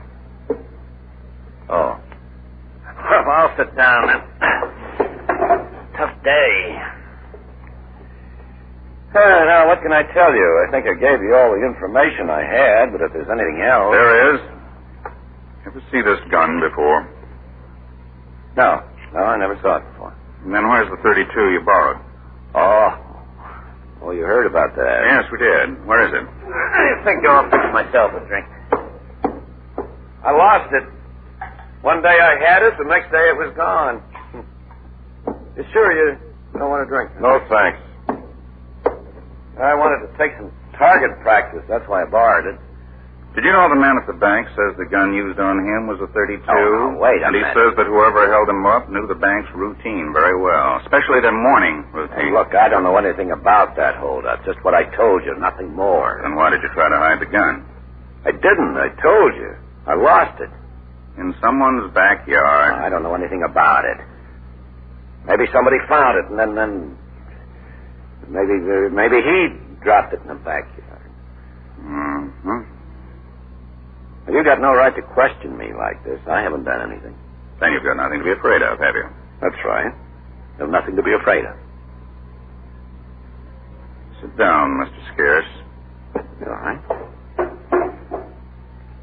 Look, I'd be glad to help you if I could, but there's nothing I can do. That's what you said before. Where's your telephone?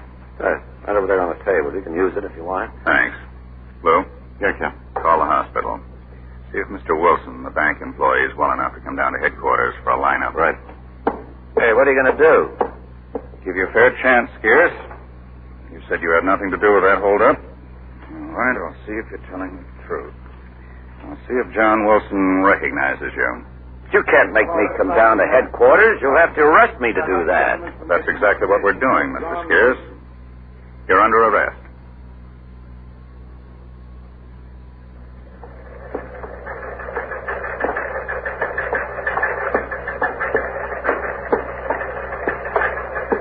Sure you're up to this, Mr. Wilson? Oh, yes, I'm all right. I'm anxious to see the man apprehended. I think we've got the right man for you. Sit down here, Mr. Wilson. I'll come out and get you as soon as we're ready for you. Right. Oh, so there you are. How long is this farce going to go on? Not much longer, Mr. Scarce. Who'd you get for the lineup, Lou? Three of the boys, Haynes, Cook, and Jensen. Good. I got Jerry Keaton, too. I thought it'd be a good idea to have him in on this. Fine. Where are they? Waiting outside the other door. All right, go bring him in. Right. All right, come on in, fellas. You too, Keaton. I'm getting tired of being pushed around It'll be over soon. Come on, over this way. All right. Now, you, Scarce, and you, Keaton, here's what I want you to do. These other three men are detectives. Wilson doesn't know any of them. They're all about the same height and general shape as the man we're looking for. I want you to line up with them, and when Wilson comes in, I want you to stand perfectly still. Understand? Yeah, sure. How about you, Scarce? Well, I understand, but I don't like it. Not asking you to like it, I'm asking you to do it. Okay, get in line. Lou, get Wilson.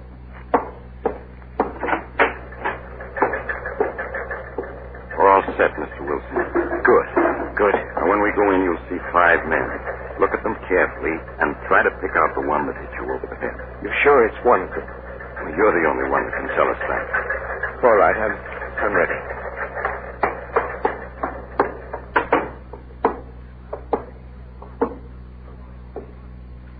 All right, Mr. Wilson. Here they are. Look at them carefully. I don't have to, Captain. There he is. Right there. There's the one. Keaton. He's pointing to Keaton. He's crazy. Are you sure, Mr. Wilson?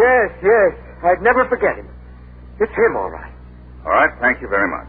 Is that all? That's all for now. I appreciate your coming down. It's all right. It's all right.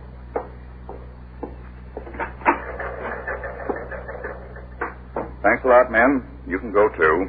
Keaton, stay where you are. How about Scarce? Don't let him out of here. It's eating you, Keaton. I'm not taking a rap for both of us. That's what's eating me. You mean Scarce was in on it with you? You bet he was. If I get set up, so does he. I'm spelling. Oh, you dirty. Hold it, Scarce. Hold it. All right, Keaton.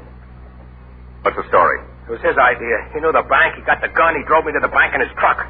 I went in, I pulled a job, and walked to the truck, and we drove away. He's lying. I never saw him before. Sure, you never saw me before. How's your dog? Do you still keep your liquor on that table in your living room? All right. It's true. What about the money, Scarce? Where is it? I'll show you. I'll take you to it. For a year I planned it. Seemed so easy. So perfect. Not perfect enough, Scarce. It never is. Lloyd Scarce led the detectives to a garage behind a vacant house located near his. There, beneath a thin layer of soil, the officers found a pillowcase bulging with the stolen money. The next day, March 1st, 1954, the grand jury returned indictments charging both men with armed robbery. They received speedy trials and were sentenced to long terms in prison, which they are now serving. Thank you, Captain O. Thornton Link, former Chief of Detectives, Police Department, Danville, Virginia. And now, Gangbusters Nationwide Clues, broadcast every week to assist American police in their war against the underworld. Attention all citizens. Be on the alert for a convicted murderer, Patrick Eugene McDermott, wanted by the FBI for unlawful flight to avoid confinement. Listen carefully to his official description. Age 56, 5 feet 4.5 inches, 172 pounds, brown hair, graying, medium complexion, may seek work as a hospital technician, machinist, barber, or composer of crossword puzzles. This fugitive has a 1-inch oblique scar over left eyebrow, tip of left index finger amputated, has tattoo of red and blue bulldog head, right forearm, has complete set of upper and lower dentures, which he may not be wearing, sometimes wears glasses, is interested in astrology, and composes crossword puzzles. McDermott reportedly carries a snub-nosed revolver in right coat pocket. Consider him dangerous. Attention all citizens. Be vigilant for Herbert Bechtel, wanted by the FBI for unlawful flight to avoid prosecution for the crime of robbery. His official description. Herbert Dennis Bechtel, age 37, 5 feet 7, 175 to 80 pounds, stocky build, brown hair, brown eyes, ruddy complexion, may seek work as a beekeeper or a dairyman. This man has a 2-inch scar on chin. Nail on left ring finger is marked. He has a 6-inch scar on back of left leg. Ball of his left heel has been amputated, causing limp. He may be wearing mustache and long sideburns and have hair dyed and artificially waved. Caution. Bechtel may be armed and has reportedly stated that he will not be taken alive. He should be considered extremely dangerous. If you have any information concerning these clues, notify your local police, the nearest office of the Federal Bureau of Investigation, or Gangbusters at once.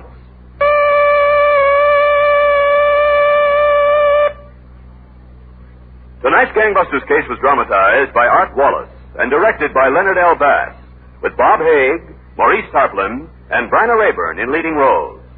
Gaylord Avery speaking.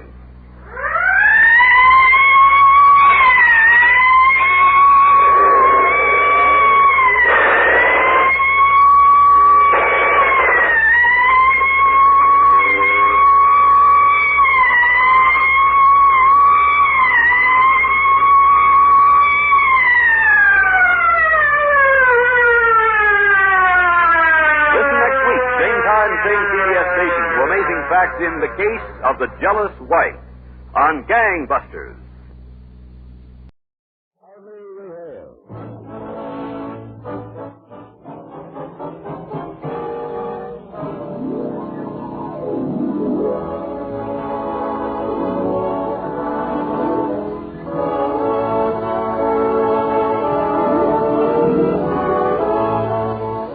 From New York City, where the American stage begins, here is another program with a cast of outstanding players.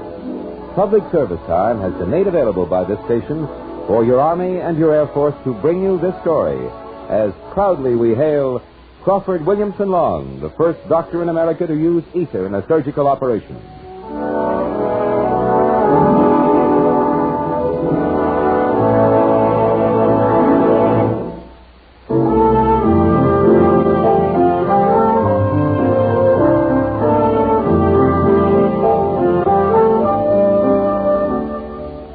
Our story is entitled Country Doctor and concerns a young man, a very, very young man at the time, who made a startling discovery that revolutionized medical practice in every part of the civilized world.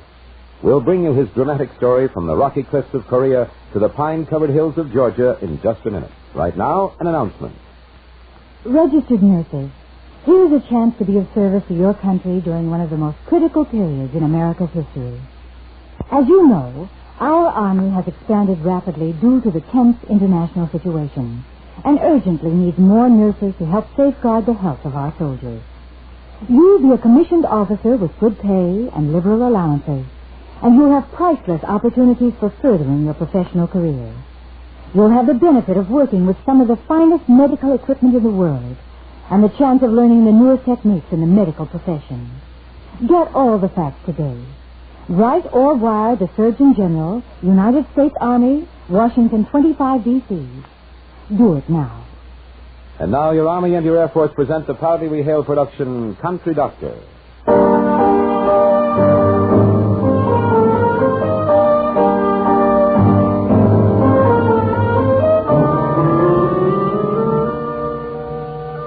In Yongdong-po, on the outskirts of Seoul, Korea, there's an evacuation hospital. 2 long lines of canvas army cots stretch the length of a warm, oversized room. If there's any suffering, it isn't apparent. The soldiers know that they're destined south to Busan, to Japan, or even stateside. They know that they've been given the best of care that medical science allows. A few steps down the hall from the ward is an immaculate operating room. A surgeon enters and looks at the unconscious figure lying on the table. What is it this time, Harry? Compound fracture of left leg with loss of tissue. He's given a half-grain dose of morphine, a pint of blood at the Mobile Hospital unit up front. We're all set to go as soon as you wash out. Okay. Any sign of his regaining consciousness? I just gave him a shot of sodium pentothal. He'll sleep through this like a baby. Oh, good old anesthesia. I wonder why the Lord didn't give us the power to put people to sleep before he did. I guess the stuff was always there, but we never found it. Maybe so. Did I ever tell you, Harry, that I knew a guy who knew the guy who discovered anesthesia? No. Where? We're down south. My father used to be a traveling salesman, working out of Athens, Georgia. One day he took me along with him.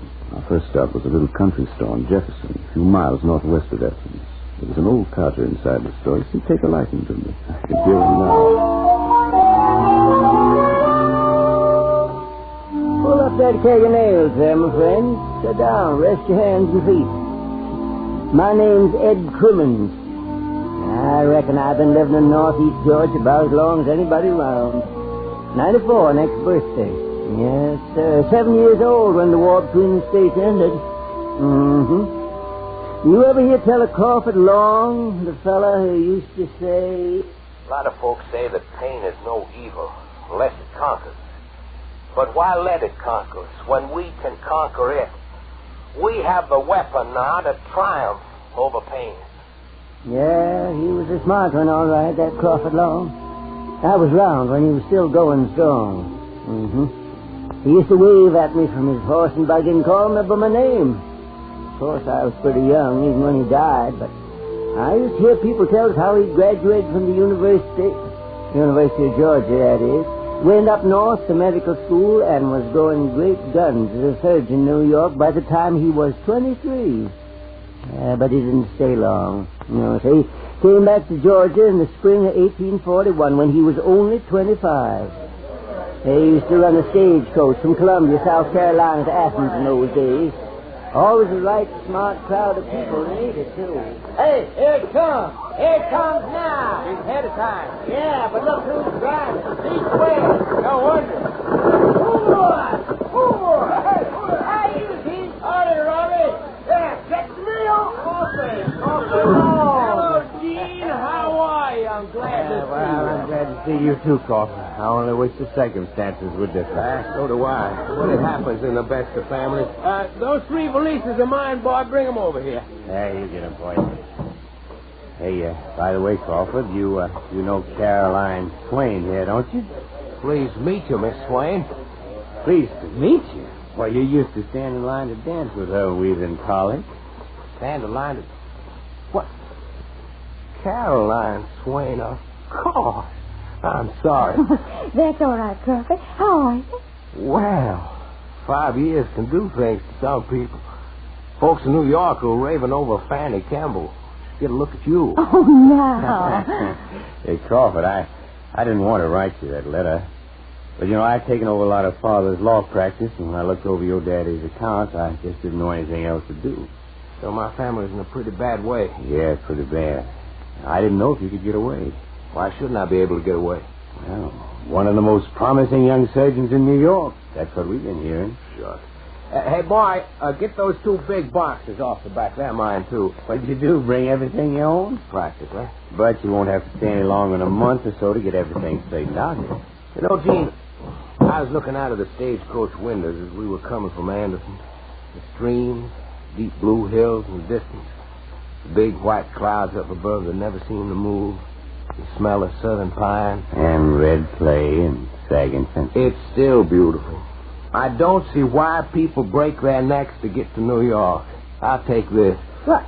You don't mean you're staying, Crawford? That's right, Caroline. What about your patients up north? Oh, they'll get by. There are hundreds of doctors in New York to take care of my list of invalids. Down here, it's different. There aren't enough doctors to go around. What's your future, Crawford? My future is in the hills of Georgia. I made up my mind before I even left. This is home. And the more I see of it after 5 years, the more I like it. I'm staying here. Yes, that's how they said it was. That's how come Crawford Long hung out his shingle in Jefferson here, just a few miles away from Athens. And like he said, he didn't lack for patience. Some paid, but more than couldn't afford it. That didn't make no difference to us. Every day the people riding across over the red clay hills, going to somebody's help.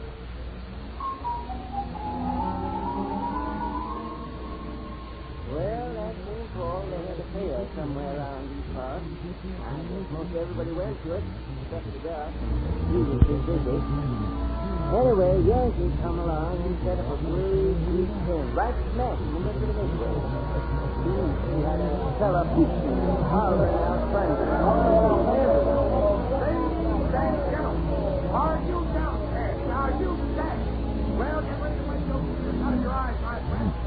5 minutes from now, that candle's going to turn to black. In just 5 minutes from now, you're going to witness one of the most phenomenal demonstrations of science. Yes, you get it. Last thing, the wonder of the age. The gas of that radiation is flowing from a south pole. The atmosphere of the highest heaven. In just 5 minutes from now, we're going to witness 20 gallons. Count. 5, 10, 15, 20 full gallons of this transmitted to the first 10 molecules come on stage. They'll experience the most delightful sensation they've ever known. And as for the rest of you, we'll rather look on. You'll laugh, you'll scream, you'll pout. You'll see your friends and neighbors singing and dancing. Faces and throwing like chickens and standing on their heads. Oh, but it's all price 25 cents for each choice. Step right up, ladies and gentlemen. On stage or in the audience. You can't lose. It's scientific, it's educational, it's science-splitting, with no danger to anybody. Now, don't push, don't stop. Just a quarter part of a dollar to win for one of the eight. Hurry!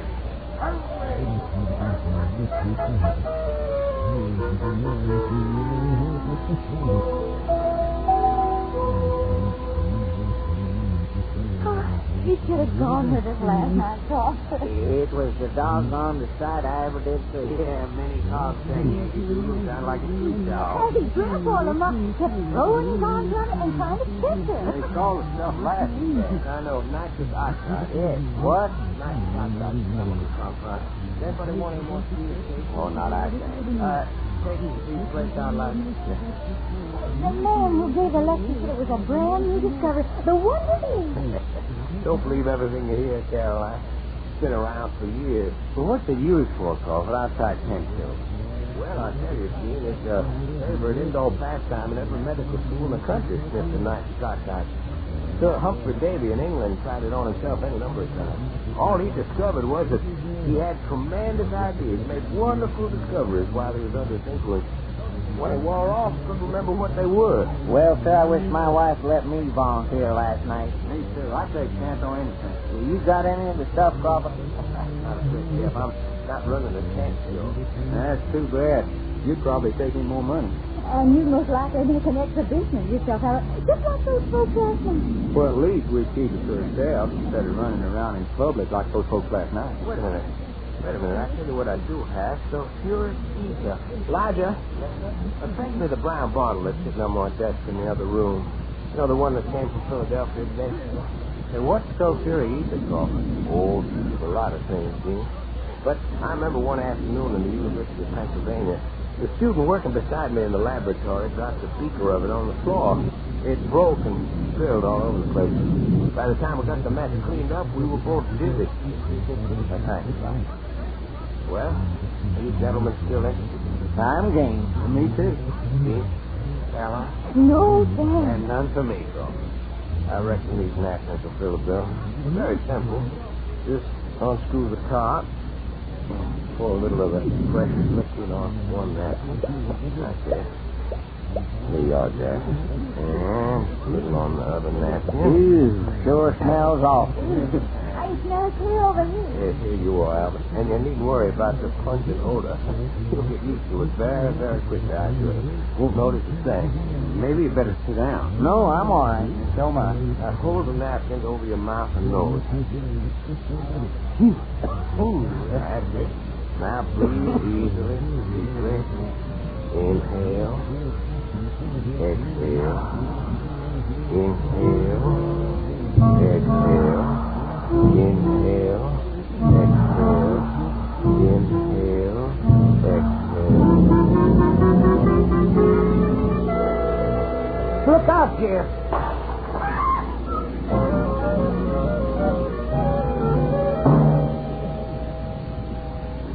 Be all right, Pop? I hope so, Gene. Just lacerations in the broken glass. No cut. But he should have shown some reaction when I dusted on that alum. Well, he didn't. No, not so much as a twitch. Crawford, I think Albert's coming too. Oh, wipe Jeff's face in that wet towel again, will you, Gene? Yeah. I'll see what's doing with Albert. It was moving a minute ago, Crawford. Come on, Albert. Come on. Wake up. Come on. Foot. Oh, Crawford Long. What's you doing here? Well, it happens to be my office. Been asleep for the past 15 minutes. Oh. How'd it feel? Kind of sick. You don't hurt. Well, just feel kind of sick. No, not bad. Just fine. Well, you should hurt. Take a look at those legs of yours. Hey, they're all bruised. How'd that happen? You did it yourself, Albert. You tripped over that chest of drawers over there. Call for Jeff coming around. All right, Jeff. Everything is all right. Let's swing around here. Come on, let's get up. Good boy. Hey. Well, what happened? You've been having a little flu. Hey, what's this white powder stuff on my arm? Don't rub it off. That's alum. It fell into that long floor mirror and knocked it over. The floor mirror? Oh, golly, I sure did, didn't I? I'm sorry, Crawford. I'll pay you for it. I'll get you a new one. I'm not interested in mirrors right now. All I want to know is whether you are in pain or not. Pain? No, why? You're sure? You're positive? Sure, I'm sure. No pain. Oh, what's the matter, Crawford? Is anything wrong? Well, Crawford, tell us what's wrong. Wrong? There's nothing wrong, Caroline. Far from it. As a matter of fact, we may have something here.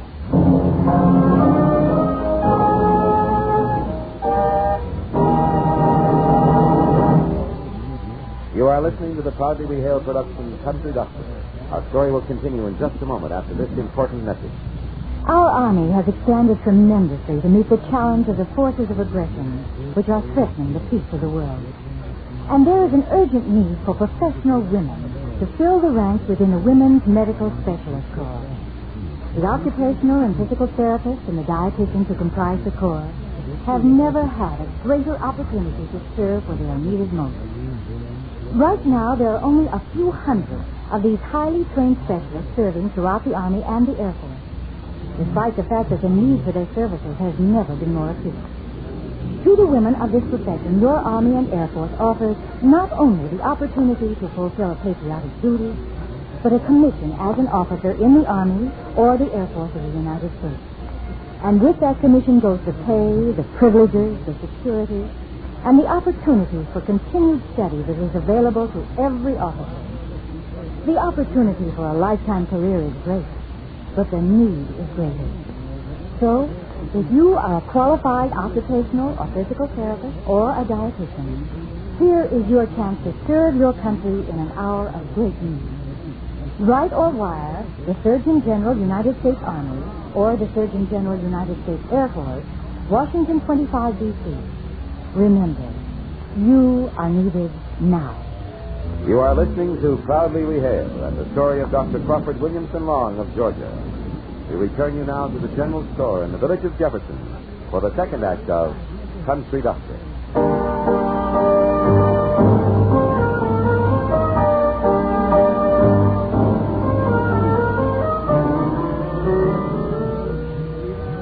Go ahead, lean back against that stack of beans, my friend, if it'll make you any more comfortable.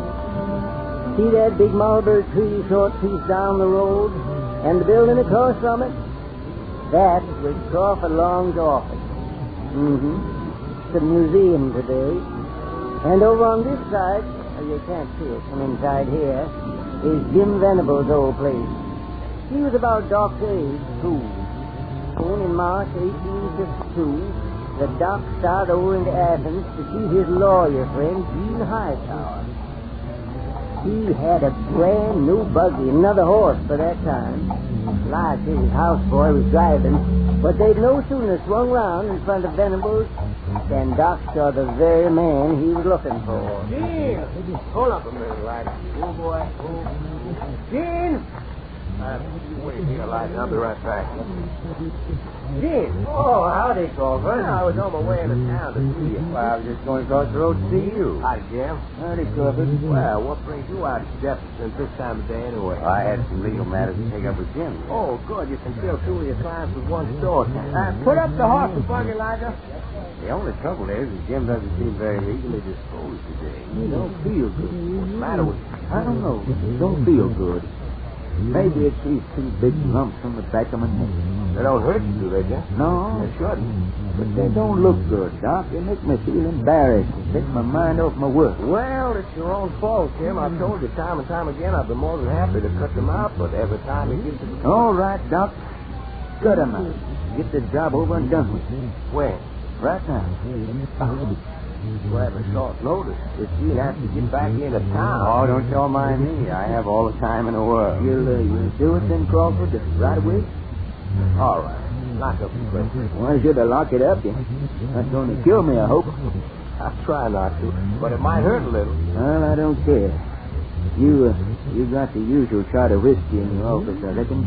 All right, George, I haven't a dime. No? Glad you mentioned it. I used the last drop in an operation yesterday. Well, it won't hurt too much, will it, Crawford, huh? You don't have to do the whole job today, maybe just part of it. Maybe old man Pearson has some tucked away somewhere he usually has. Maybe he'll lend us bottles. That's an idea. Oh, well, come on. Let's go see old man Pearson. Let's try him out. There's nothing to lose. No, wait a minute, Jim. I have a better idea. Oh, Crawford, you're not going to do that. Yes, Gene, that's exactly what I'm going to do. Since you have all the time in the world, you can help. I need it. Come on, let's go.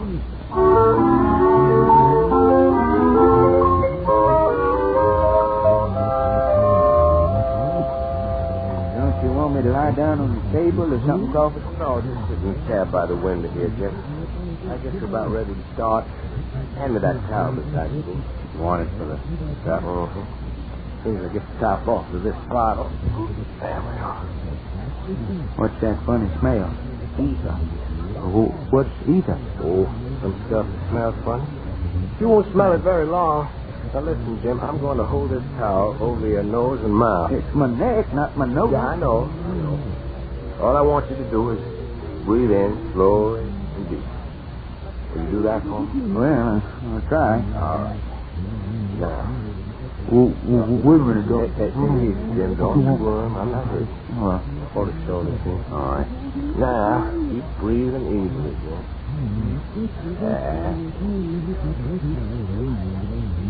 How do you feel now? It's dizzy. Floating away. Floating.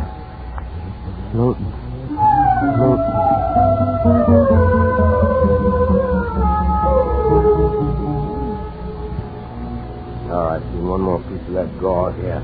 Thank you. That's that. Jim ought to be coming out of it any moment now. Anything out of it? Oh. Did you see this in school, Carl? School hadn't even thought of this, not yet. And I'm not going to tell them about it till I'm sure I'm on the right track.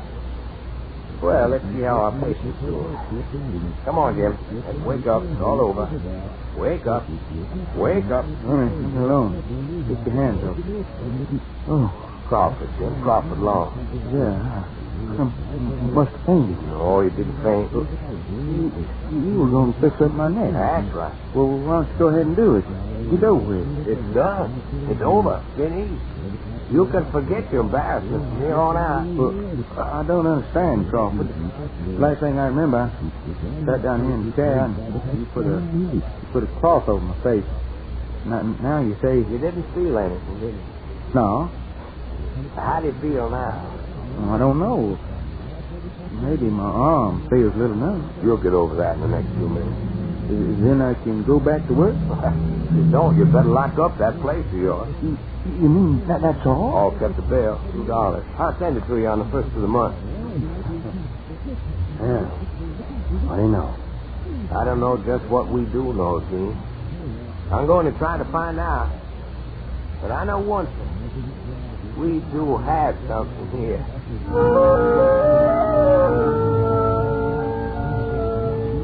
Well, short time afterwards, Crawford Long up and mad with Caroline train, where everybody expected to work. The up-and-coming young surgeon, and she the niece of the governor of North Carolina. Boy, howdy. They say that wedding sure was something. Mm-hmm. But it didn't slow down the dark, no, sir. He kept right on plugging along. You must be so get infected, huh? When you did, you should have come to see me right away quick. Now, I'm going to put this towel over your face. I want you to keep breathing, slow and deep. Easy. Breathe in, breathe out. Breathe in, breathe out. And there was Pig Vincent. He had something wrong with his head. The doc operated, and when he come to, he darn near went to hysterics. You say you're all through, Doctor? And not after suffering all these years. I don't believe it. I didn't feel a thing. It's a miracle. That's what it is. A miracle.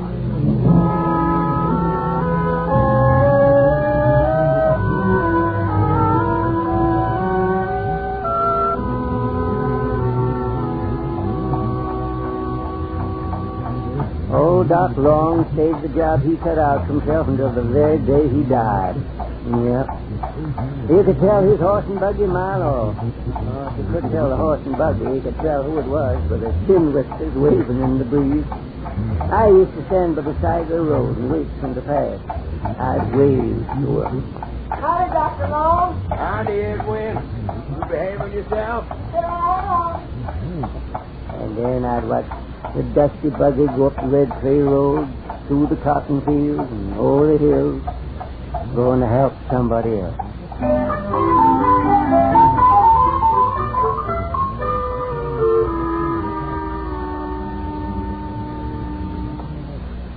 Well, that's the way I heard it when I was a kid, Harry.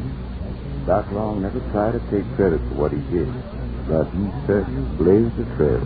Well, he sure saved this soldier plenty of pain, Doc.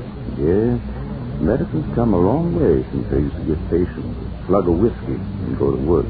Sulfur drugs, penicillin, all different kinds of anesthetics, depending upon what's wrong with you. Not to mention helicopters to fire you back from Sniper Ridge.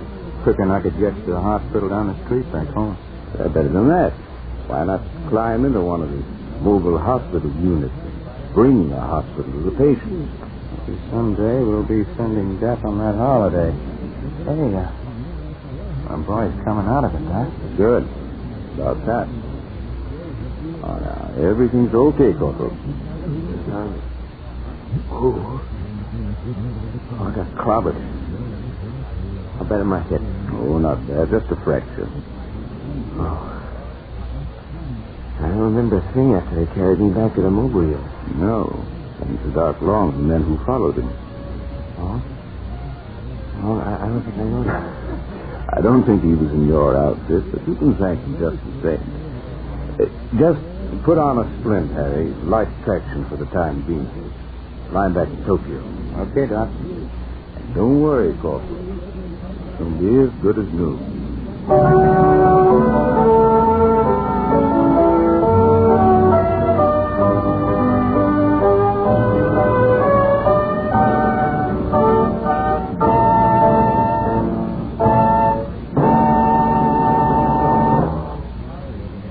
Registered or graduate nurses, answer your country's call for service in the Army Nurse Corps. The need is great and the need is urgent. There just aren't enough nurses to handle the nursing requirements of our greatly expanding Army. And you, as a nurse, can appreciate perhaps better than anyone else the fact that an Army's efficiency is largely dependent upon the state of its health. So here's your opportunity to be of immeasurable service to your country at a time when the need is great. The Army Nurse Corps has plenty to offer you, too. The pay is good and the allowances are liberal. You'll be in a job that challenges the best that's within you, and you'll have endless opportunity to grow in your professional capacity. The Army's vigorous medical research program has developed many new medical techniques, and you'll learn how to apply them. But most of all, you'll have the satisfaction of knowing that you are serving at a time when you are needed most. So make your decision to serve now. Write or wire the Surgeon General, United States Army, Washington 25, D.C.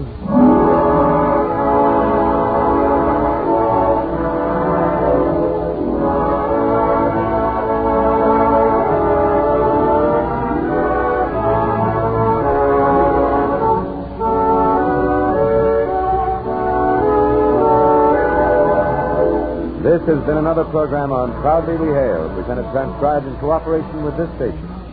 Proudly We Hail is produced by the Recruiting Publicity Center for the United States Army and United States Air Force Recruiting Service. This is Kenneth Banghart speaking and inviting you to tune in the same station next week for another interesting story on Proudly We Hail.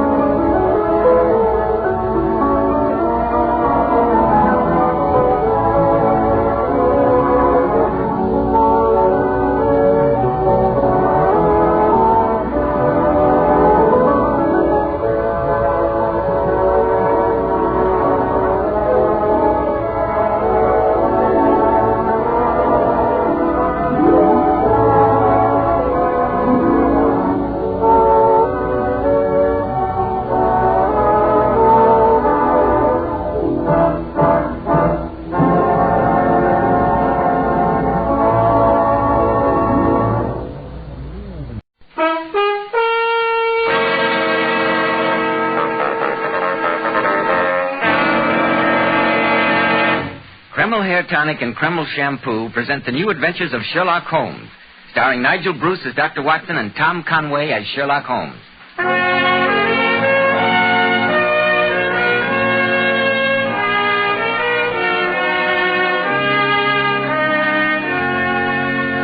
Now, once again, let's drop in on the famous colleague of Sherlock Holmes, our good friend, Dr. Watson. Good evening, Dr. Watson. And a very good evening to you, Mr. Bell. I've almost given up hope of your coming tonight. Well, I know it's pretty late, Dr. Watson, but I saw that your light was still on, so I thought I'd drop in. I am glad that you did, Mr. Bell. Applying the methods of my friend Sherlock Holmes, I would venture a guess that you're on your way home from the theater. Amazing deduction, Dr. Watson. Elementary, Mr. Bell. Isn't that a theater program I see sticking out of your pocket? Of course. Oh, what was the play? Hamlet. Very fine production, too. Have you seen it? No, not lately, but I think I can claim to be one of the very few men in this world to have seen a far older Hamlet than any that you saw performed tonight. An older Hamlet? I don't quite understand. Some 400 years older. You've heard me speak of Professor Moriarty? The arch-villain whom Sherlock Holmes considered his most worthy opponent? Precisely. I think that Professor Moriarty would cheerfully have given his right arm to possess the Hamlet to which I'm referring. At least he was quite willing to commit murder for it. I remember... Oh, but here I am monopolizing the conversation when I know that you've got something quite important to tell our listeners. Yes, Dr. Watson, I'd like to tell our listeners about a modern trend in hair grooming that's in such great demand today by men who value their appearance. It's called Kreml Hair Tonic. Frankly, man, Kreml is the only hairdressing I've ever found that really makes my hair stay in place. An outstanding feature of Kreml is that it always keeps hair so neatly groomed, yet never gives it that cheap, greasy look. Kreml never leaves hair full of sticky goo. Your hair feels so soft and looks so natural. And men, don't tell me that you won't be mightily pleased when your wife or sweetheart remarks how attractive your hair always looks. How it feels so nice to touch, never greasy or sticky. It's spelled Kreml, Kreml Hair Tonic. Now, Dr. Watson, what about Professor Moriarty and the original Hamlet? I'm all ears. It all began in the most commonplace manner imaginable. I was walking down the street with Holmes in answer to a completely routine call from Scotland Yard. Hurry up, Watson. Don't lag. I must say, Holmes, that as a medical man, I heartily endorse this recent passion of yours for long, brisk walks. My dear Watson, the constant succession of dull cases with which we've recently been favored leaves me with so much surplus energy that I can only sleep by exercising myself into a state of utter and stuporous exhaustion. Good heavens, that carriage! Catch it, Doctor! Holmes, did you see that? That carriage ran right over that old man. Poor devil. I better see what I'm going to do for him, Holmes. Well, that's your métier, Watson. Look after the poor chap. I must be getting on to the yard. It's a poor man. Move to one side, please. Move to one side, please. I'm a doctor. Let the doctor through. I'm all right, sir. I'm all right, thank you. Well, there are no bones broken, I'm glad to say. Here, let me help you to stand up. Thank you, sir. Yes, I'm all right. Quite all right. Very kind of you to come to my assistance. No, not at all. I'm a doctor. At least I picked a good spot for my accident. I see there's a pub right across the way. I hope you'll at least let me have the pleasure of standing you a drink. That's the quickest fee I ever received. Lead the way, sir.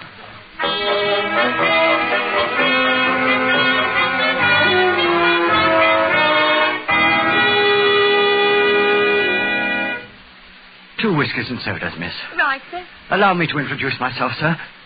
My name's Franklin Burley. Oh, and here's my card, Mr. Burley. Not the Dr. Watson. Oh, if you mean the little paper I wrote on the common cold in the last issue of the Lancet. I don't know about that, but aren't you Sherlock Holmes' colleague? Yes, I am. God sent you to me, Dr. Watson. Oh, huh? I've been wanting to put my problem into competent hands. What do you mean? I didn't stumble in front of that carriage, Dr. Watson. I was pushed. Someone's been trying to murder me. No, Mr. Burley, I tell you, it's the truth. 2 weeks ago, a wheel came off the carriage that I was driving. A most convenient accident. Last Wednesday, as I was passing St. George's in Hanover Square, an enormous balk of timber fell, missing me by less than a yard. Well, why on earth should anybody want to kill you? Here you are, Jenkins. Oh, thank you. Because I saw it, Dr. Watson. Saw what? I saw the ghost of the Burleys, which no man may see and live. Oh, no, my dear fellow. After all, this is the 19th century. We're a very old family, the Burleys. Not nobility, but just as old, just as proud, and just as poor. My father left me 2 inheritances. The magnificent Burley Library, which has been in our family for over 300 years, and the Burley ghost. Oh, you needn't look at me like that. I'd always scoffed, too, when I heard tales of the ghost. But a week ago, I saw it in the library. Very well, Mr. Burley. May I ask whose ghost it's supposed to be? The original collection of books in the library was stolen from an abbey expropriated by Henry VIII.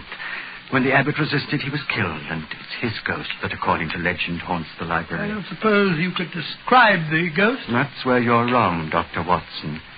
I saw it, or him, if you prefer, quite clearly. He was extremely tall, very thin. His forehead a high, pale curve, with his eyes two sunken pits of blackness. Gracious me. But most of all, I was struck by the slow, almost hypnotic, constant oscillation of his head from side to side in a manner which I can only describe as curiously and horribly reptilian. You and Mr. Holmes must help me, Dr. Watson. You must. I can see from your expression that you think I'm merely suffering from delusions, imagining persecutions that do not exist, but I tell you, my life is at stake. Mr. Burley, as a medical man, I'll admit that at least you believe you're telling the truth. Tell me, do you live alone? No, my son lives with me. A good enough sort, though I could wish he had a bit more purpose in life. But his wife... What about his wife? When my son was in Ceylon running a tea plantation, he married a half-caste woman. She's utterly strange, a terrible creature. I more than half suspect she's behind everything that's happened. Rather a weird alliance, isn't it, between your ghost and your son's wife? All right, Mr. Burley, I'll speak to Holmes, if that's the only thing that'll set your mind at rest. It won't be the first time that he's driven a ghost back to its lair.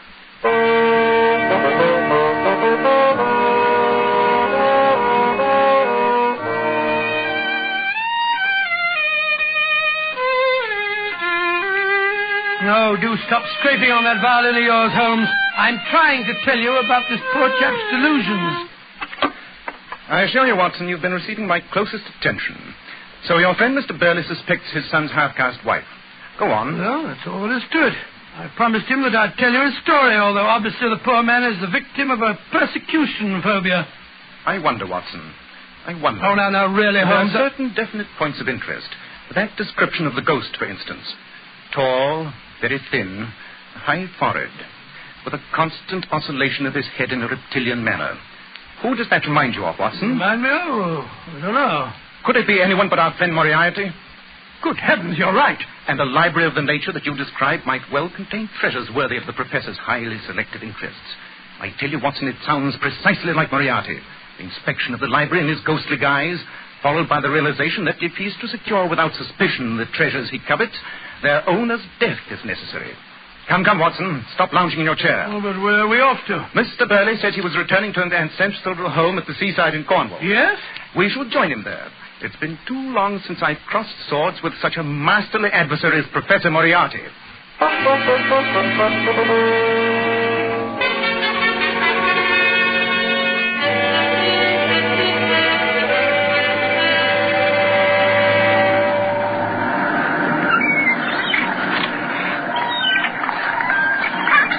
I tell you, Holmes, sea breezes, the salt air, and the sun shining on the water make a man realize that life is worth living. If you don't stop admiring the surf instead of watching where you're putting your feet along the singularly aimless meanderings of this park, you won't have any life left to live. It's a good 200-foot drop to those extremely uncertain-looking rocks below. Yes, I see what you mean. Mr. Holmes, look down there. I never realized that those Cornish cliffs are simply riddled with caves. Which no doubt accounts for their popularity with smugglers in bygone days. That and their inaccessibility, except from the sea. The path seems to divide just up there ahead of us. Of course, that fool of an innkeeper didn't tell us which fork to take. A problem, Watson, but not one incapable of solution. May I ask how you propose to solve it? Deductive reasoning, I suppose? Not at all. I shall merely inquire the proper direction from that boy who seems to be bird's nesting behind those bushes. Oh. Here, young fellow. Hi, my lad.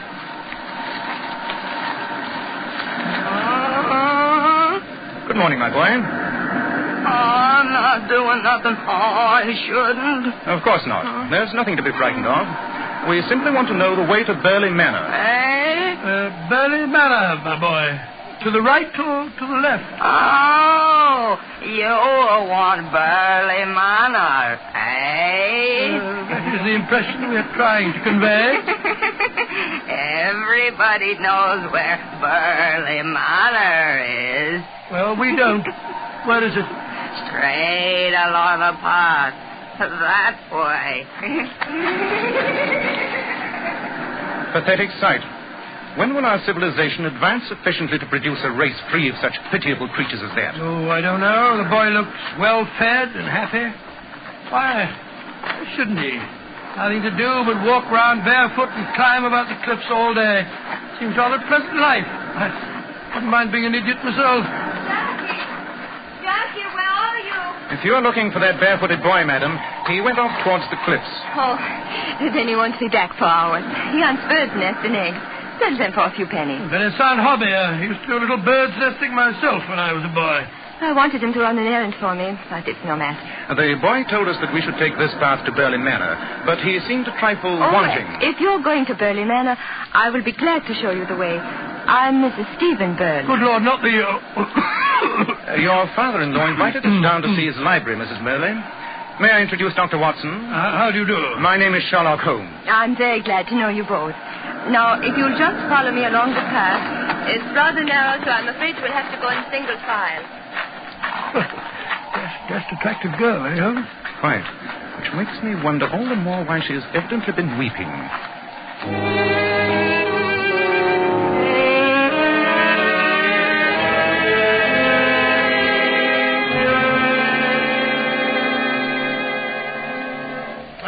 So that's Burley Manor. Impressive-looking old place, I must say.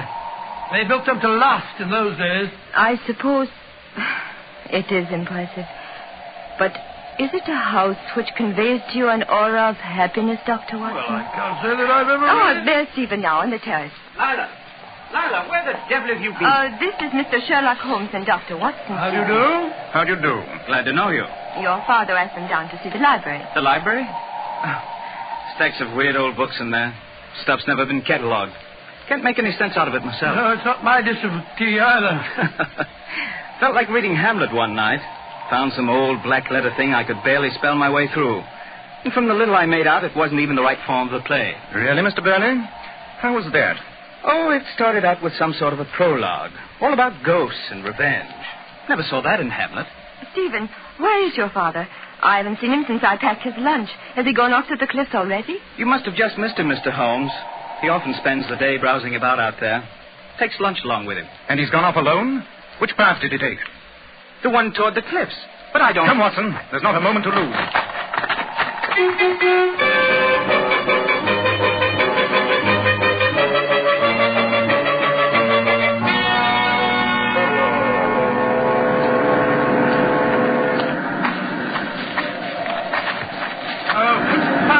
Bushes. I might as well try to hurry through a bramble hedge. I only pray we catch up to him in time.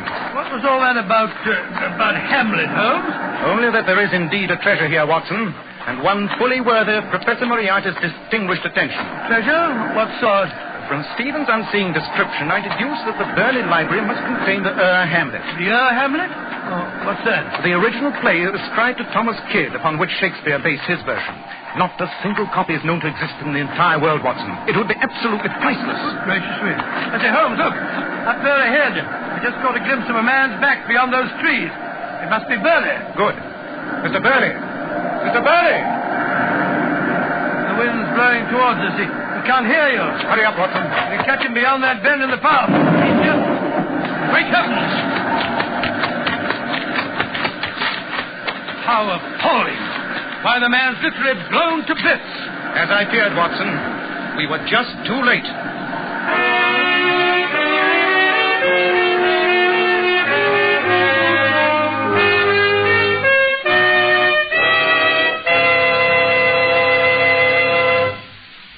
It'll be interesting to see if Sherlock Holmes really was too late.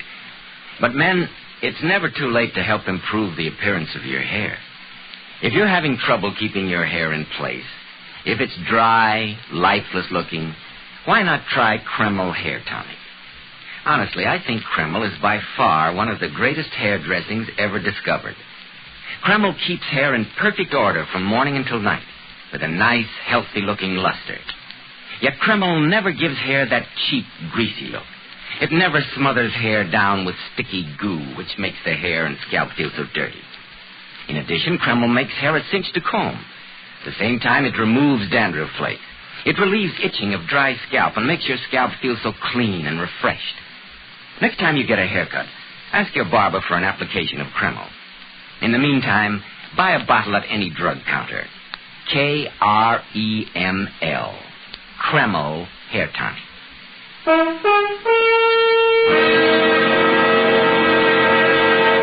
And Now, Dr. Watson, what happened when you and Sherlock Holmes found that Mr. Burley had been the victim of an explosion on those Cornish cliffs? Holmes sent me back to the house. As soon as I had reported what had happened, I hurried back to the cliffs where I found Holmes standing lost in meditation, his tall, gaunt form silhouetted against the sea. Holmes, I've sent a servant from the house to fetch the police. Good man. What's that you've got there? A few barely identifiable fragments of the lunchbox Burley was carrying. From the marks of the explosion, it is obvious that the bomb was in it. I see. Great Scott, Holmes. Young Mrs. Burley said that she packed that lunchbox. Precisely. And you will observe these footprints leading away here in the softer ground at the edge of the path. Naked footprints. That barefoot boy, the idiot. He saw it happen, was frightened by the explosion, and ran away in a panic. You'll notice how smooth the footprints are? Smooth? Never mind. There's little we can do now but await the police. And I doubt if it'll be long before they arrest the murderer.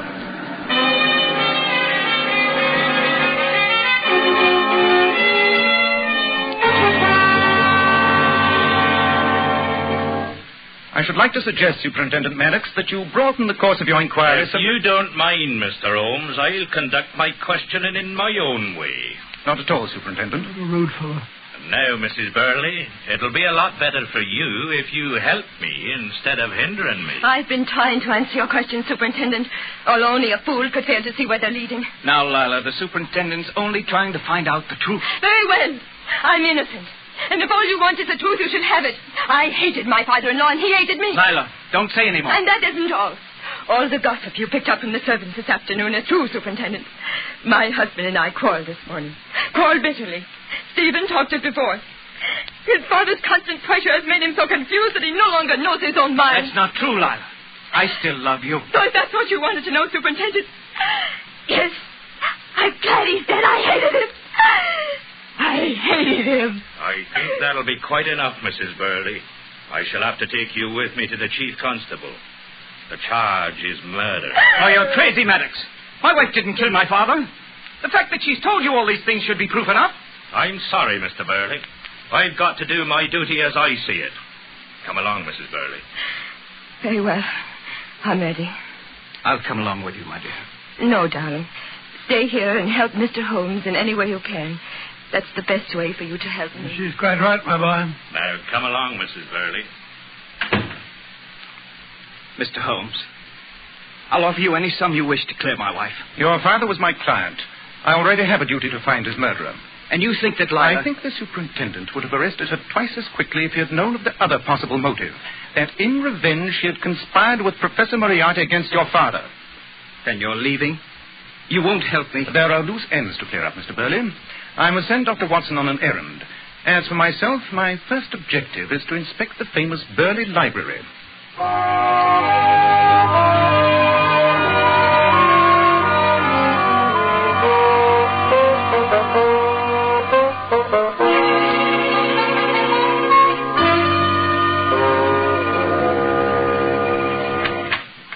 I brought you some sandwiches, Mr. Holmes. You've been in here for hours. I'm afraid I've rather lost track of time. Have you found what you wanted? I did not find it. And nothing could be more significant than its absence. There is no sign here, Mr. Burley, of the black letter Hamlet which you described. Well, that's funny. I distinctly remember that... Ah, there you are, Holmes. Any luck, Watson? No, not a bit. I missed my supper and had a wild goose chase for my pains. You mean you couldn't find the half-witted boy? Checked every house in the village. He's nowhere about. I'm afraid he will never return. Dead? You mean you think that he saw too much? I mean, Watson, that the person who planted that bomb also murdered that poor boy. If we could have some lanterns at once, please, Mr. Burley. Of course. I think we'd better follow the tracks of those bare feet to their final destination.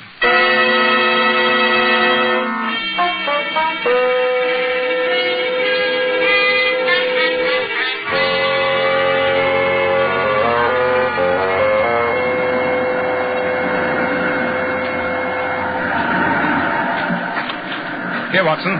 Hold that lantern over my shoulder, close to the ground. This moonlight isn't quite strong enough to... Ah, that settles it. What is it? This overturned pebble. See? The underside is still moist and discolored. Someone has been here very recently. I must say, Mr. Holmes, I don't believe there's another man on Earth who could have brought us to this spot in the dark. By these minute indications you've discovered. Quite elementary, my dear Mr. Burley. At all events, our tracking's at an end. This path seems to lead right down the face of the cliff. If you call it a path, where the devil does it lead to? If you look over the edge of the cliff... Look over here? Careful. It's a 200-foot drop to those rocks below. You see a dark opening some 40 or 50 feet down? One of the caves. Precisely. And except for this extremely precipitous and presumably unknown path, a cave completely hidden and inaccessible save from below by way of the water. Come on. Dark in here. Look out, it's very slippery. Careful, Holmes. Look out for loose rocks. Oh, blasted. I nearly ripped my ankle. Look out, that boat is loose. Good heavens. That just missed me. What price the brisk sea breezes now, Watson? I wish we were back in Baker Street. There. The worst bit's over. Here's the cave. It's larger than it seemed from above. Hold that lantern high above your head, Mr. Burley. This cave extends back quite a distance, apparently. Ah, there's something white beside those rocks. Good gracious me. Some sandwiches. Precisely. The remains of your father's lunch, Mr. Burley. But I don't understand. And here, unless I'm greatly mistaken, in this pile of books we shall find the missing Hamlet. Ah, yes, just as I thought. Follow me, Mr. Burley. Keep that lantern high enough so that I may see what's ahead of us. What the dickens are you doing with a revolver in your hand, Holmes? I expect to find it of use at any moment, Watson. Ah, the end of our road. It's my father. It's Burley. He's asleep. But he's wearing Jackie's clothes. Precisely. Wake up, Mr. Burley. No, none of that. I've got you covered. What's the meaning of this? A very clever plot, Mr. Burley. You so hated your half-caste daughter-in-law that you determined to get rid of her before she could bear you a grandchild, even to the lengths of framing her for your own murder. We said that only she could have tampered with the lunchbox. Obviously, we should have thought, Mr. Burley. Only she and you could have done so. Good heavens, Holmes. You mean to say that my father... Under the pretext of some childish game, Burley, you exchanged clothes with that poor boy. We saw him walking along dressed in your clothes. No wonder he didn't answer when I called your name. You watched him as he was blown to bits by the bomb, and then you disappeared. You knew, Holmes, what we'd find here? The bare footprints were smooth, Watson, which should have told me at once that they were the prints of Franklin Burley's feet. The boy Jackie, who spent his days climbing the cliffs, would have had horny, calloused feet. When I realized that, everything fell into place. The ghost in the library. Pure invention. The accident, which doubtless was simply an accident, introduced Burley to you and suggested that I might prove an unimpeachable witness to his ostensible murder by his daughter-in-law. The story of the ghost was simply an ingenious device to pique my interest. All right, Mr. Sherlock Holmes. As long as you're so smart, answer this question. What can you prove? I'll admit I changed clothes with the idiot. I'll say it was just a game. Then he was killed by the trap that had been meant for me. I was panicked and ran away. Yes, panicked to the extent of bringing your most valuable books with you, Mr. Burley, the sale of which would be a great help in starting your new life. But there's more to it than that. How does the heir of an old but impoverished family do himself as well as you do? How does a country gentleman secure a well-made time bomb? And above all, how is it that you were able to describe Moriarty so precisely in order to tempt me? I know. You're one of Moriarty's henchmen, aren't you? It's always been a trick of his to use the old smuggler's passages in these caves. Perhaps you're even counting on him to complete your plan. Look, Holmes, look. There's a motorboat coming in towards us. There, standing on the prow, that unmistakable thin figure, that oscillating head. It's Moriarty. Get down, Watson, out of sight. Stand up early in the mouth of the cave. Let Moriarty see you in the light, but don't try to warn him. I assure you I won't hesitate to shoot you. You don't dare kill me. You want me as a witness. Moriarty! It's a trap! Sherlock Holmes is here! Moriarty's raising his rifle. Oh! He's shot him, Holmes. Moriarty's shot Burley. Better luck next time. Oh. Good heavens!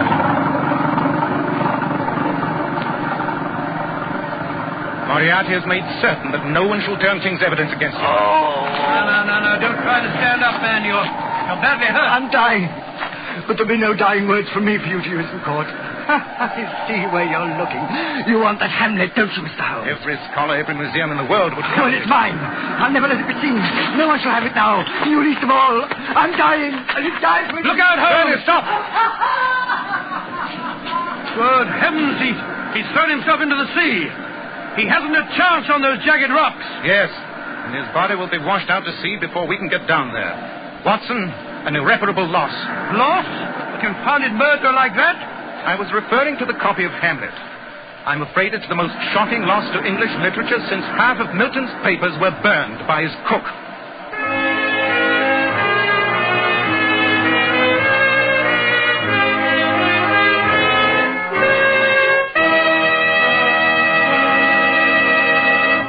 so Professor Moriarty once again got the better of Sherlock Holmes. Oh, no, only in that he escaped capture, Mr. Bell. After all, Holmes solved the mystery and managed to save the reputation of the young and beautiful Mrs. Burley. That's true, Dr. Watson. In just a moment, Dr. Watson will tell us about next week's story. But first, ladies, Sherlock Holmes is tops at solving mysterious problems. But here's one hair problem which those beautiful Powers models solved. And here it is. We discovered there's nothing better than Kreml shampoo to bring out all the hair's natural glossy luster. Kreml shampoo actually keeps our hair shining bright for days. And Kreml shampoo does such a marvelous cleaning job. Even in the hardest water, its rich, active foam penetrates right to the scalp and removes all loose dandruff flakes as well as the dirt. Kreml shampoo has been especially developed to glamour bathe each tiny strand of hair, to reveal all its glorious natural brilliance. Even after the first shampoo, your hair looks a vision of loveliness. And don't forget to mention how its beneficial oil base helps keep hair from becoming dry or brittle. Yes, I know. That's why my wife always uses Kreml shampoo for our youngsters' hair. In fact, everyone at our house uses Kreml shampoo because it's so mild and gentle on the hair. You can buy a bottle at any drug counter. Just ask for Kreml shampoo. Now, Dr. Watson, how about next week? Well, now let me see. Next week, I think I'll tell you how Holmes unmasked the sinister Dr. Ponsonby, head of a boys' school, and thus saved the life of one of the pupils. I've always referred to this particularly bizarre adventure as the singular affair of the dying schoolboys.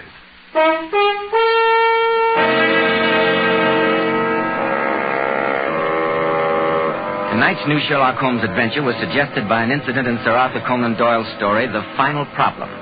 Nigel Bruce appeared by permission of California Pictures, Tom Conway through the courtesy of Eagle Lion Pictures.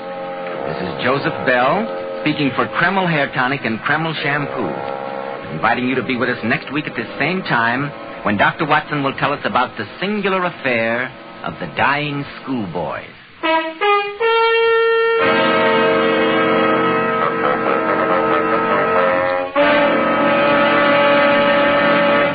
This is ABC, the American Broadcasting Company.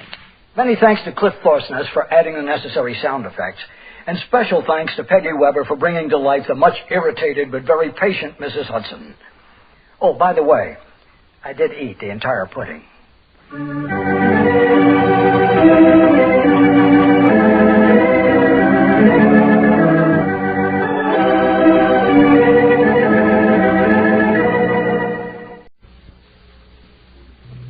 Crime does not pay.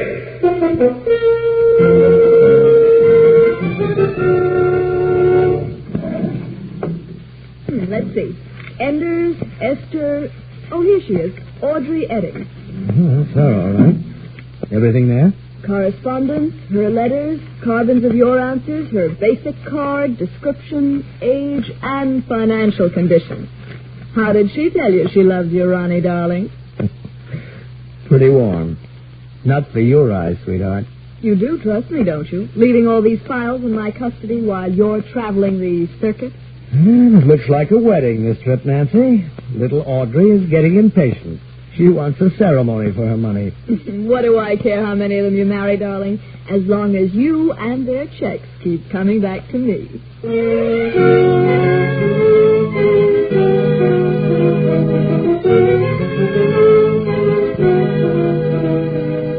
In the interest of good citizenship and law enforcement, we present Crime Does Not Pay, based on the famous Metro-Goldwyn-Mayer series of short subjects. In just a moment, you will hear Beauty and the Beast, starring Everett Sloane.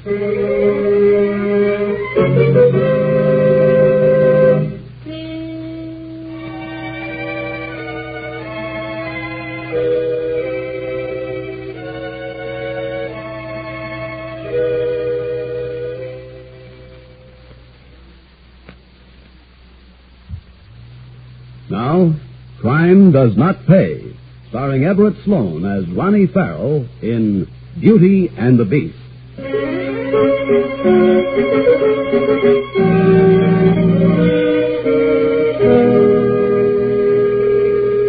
Ronnie Farrell was the kind of man many women seem to have a weakness for. Even Nancy Wood, his steady girl, would admit that. Still, Ronnie wasn't handsome. He wasn't big and tall and strong. In fact, Ronnie could give the impression, and very easily, that he needed care and a great deal of mothering. Ronnie gave that impression quite often. It was his business to do so. And as in most business operations, Ronnie's called for filing cabinets, clear, precise records, and the morning mail. Oh, here, take this letter, Miss Wood. Where to, the files or the wastebasket? Active file, Miss Wood. Very active indeed. This one enclosed a $50 check. Ronnie, darling, I hope this will help toward the doctor bills. When will I see you again, sweetheart? In haste, but with all my love, Lucy. I like the style of that. All the essentials, both love and money, and not one wasted word. You're so right, darling. Ready for the answer? Yes, sir, Mr. Farrell. Let's see. Dear Lucykins. Oh, I checked that against her card in the file, Nancy. I think that's her special pet name, but there's another Lucy, so be sure and check. And no kidding. Go on. Make it Form 3A and put a copy in the file. Sign it the usual way. Right. Next? Next is Rebecca Andrews. Remittance enclosed? No, this one we're playing for a big haul, remember? Oh, that Rebecca. How's the letter? Well, I think, in fact, I'm sure, Rebecca is due for a visit. Put her on the route sheet for the next swing around the circuit. So noted, boss. And now, Audrey. Audrey Eddings. A remittance.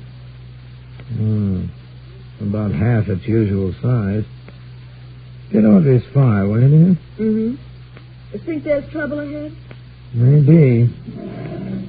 Let's see. Enders, Esther. Here she is. Audrey Eddings. Oh, that's her, all right. Everything there? Correspondence, her letters, carbons of your answers, her basic card, description, age, and financial condition. How did she tell you she loved you, Ronnie, darling? Pretty warm. Not for your eyes, sweetheart. You do trust me, don't you? Leaving all these files in my custody while you're traveling the circuit? Looks like a wedding this trip, Nancy. Little Audrey is getting impatient. She wants a ceremony for her money. What do I care how many of them you marry, darling, as long as you and their checks keep coming back to me. Oh, well, we'll both keep coming back to you, darling. Don't you worry about that. Let's have a look at that road map, hon. Here you are. Which way around this time? I think... Yes, this way. Yes, definitely. You see, Rebecca lives here and Audrey here. So I can drop in on Rebecca first and then wind up the trip with Audrey. The traveling salesman in person. And all I've got to sell is just my own poor self.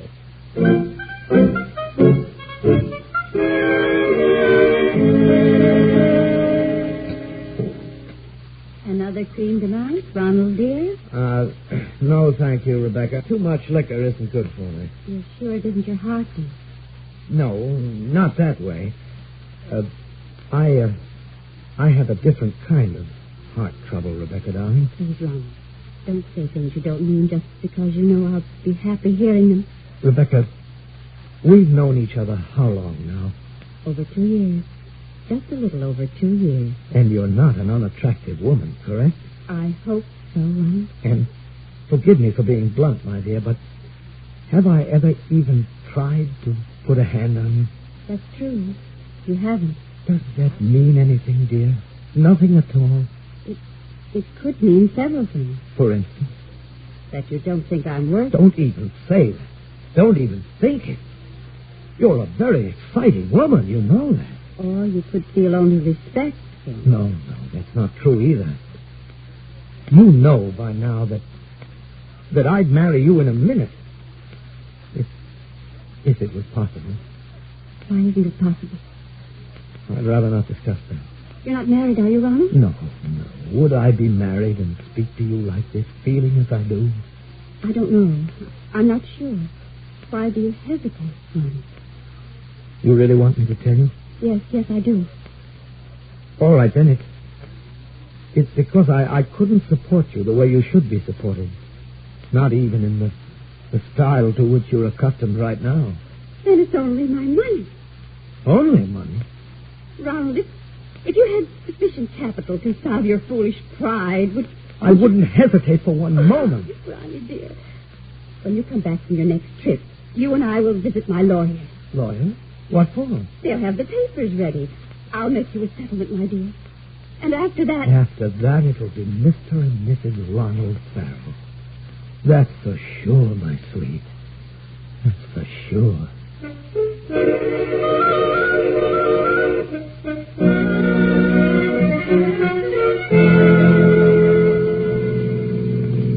Well, lady, what's your wish tonight?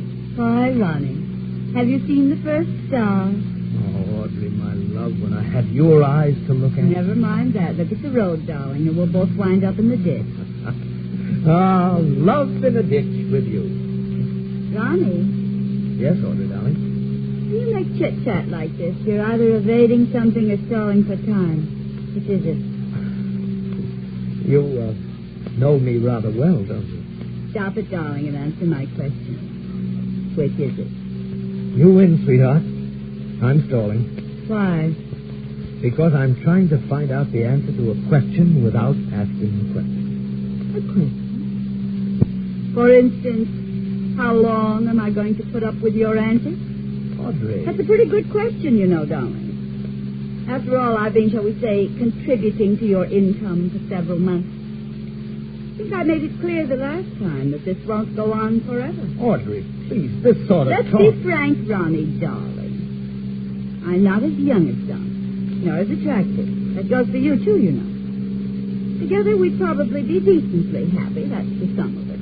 A perfect statement, and at the perfect moment. Also, an answer to my unasked question. Ronnie, where are you stopping? Why here? For several reasons.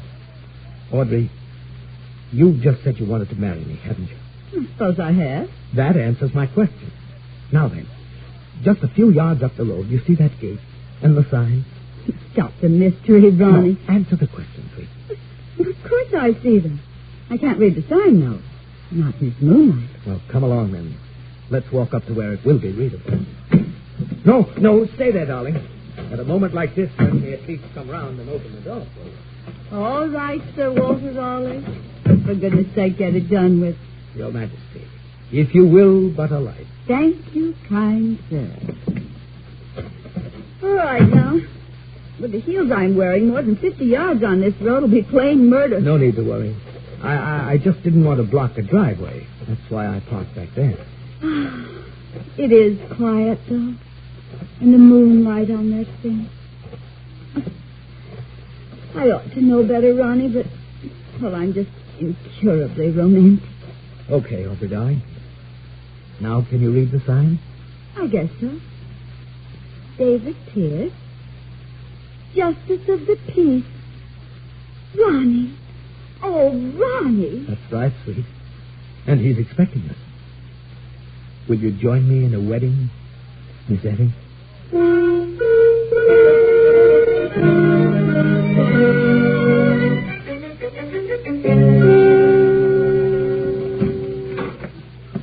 Nancy, you home, Nancy? Am I home, Ronnie? Oh, Ronnie, I'm beginning to miss you on these jaunts you take. I really am. Company propaganda affecting you, Nancy? Maybe. Papa bring home the bacon? Papa brought home a copy of the paper.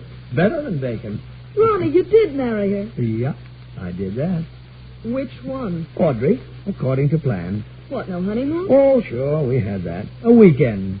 And then poor Ronnie had to go right back to work. The life of a traveling salesman is tough, Nancy. Real tough. You received a small communication while you were away, dear. So? You open it? I opened the telegrams, dear, remember? It's the letters you reserved for your eyes alone. Where? Oh, in here on the desk. How do you explain a husband's absences from home? Not as easy as a fiancé's. Oh, Audrey believes me. Now that I'm married to her and have my dower right in 1/3 of her property, she believes everything I tell her. She's quite a beautiful little wife. Is this the wire? Uh-huh. See? Settlement papers all drawn, awaiting your return. Hurry, my darling. Love, Rebecca. She really did it. You didn't think she would? A large settlement? I expect so. And you had to go and marry the other one.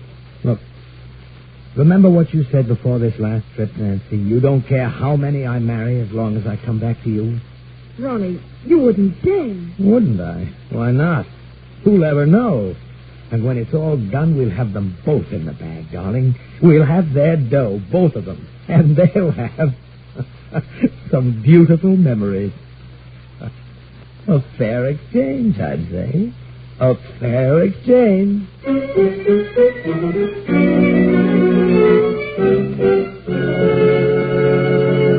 In just a moment, Crime Does Not Pay will continue with Beauty and the Beast.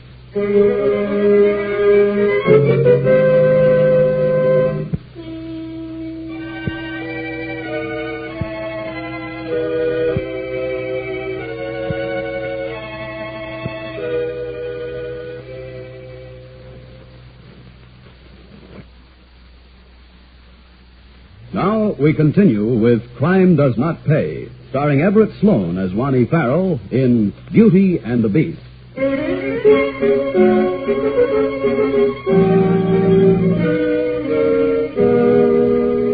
Just as Ronnie Farrell liked to express it, everything went according to plan. Ronnie kissed Nancy goodbye, temporarily, of course, and joined Rebecca in matrimony, not neglecting to visit several of his numerous other fiancées along the route. And most important, not neglecting to obtain the settlement from Rebecca before the final ceremony was performed. And then, much to Ronnie's surprise, Rebecca seemed to change a little. Rebecca. Yes, dear? You know, it's 2 weeks now since I did a lick of work. Don't you think it's high time I started on my next trip? I've told you, dear, you don't have to work so hard anymore. Yes, but, well, I like my work. I enjoy it. Don't you enjoy being with me?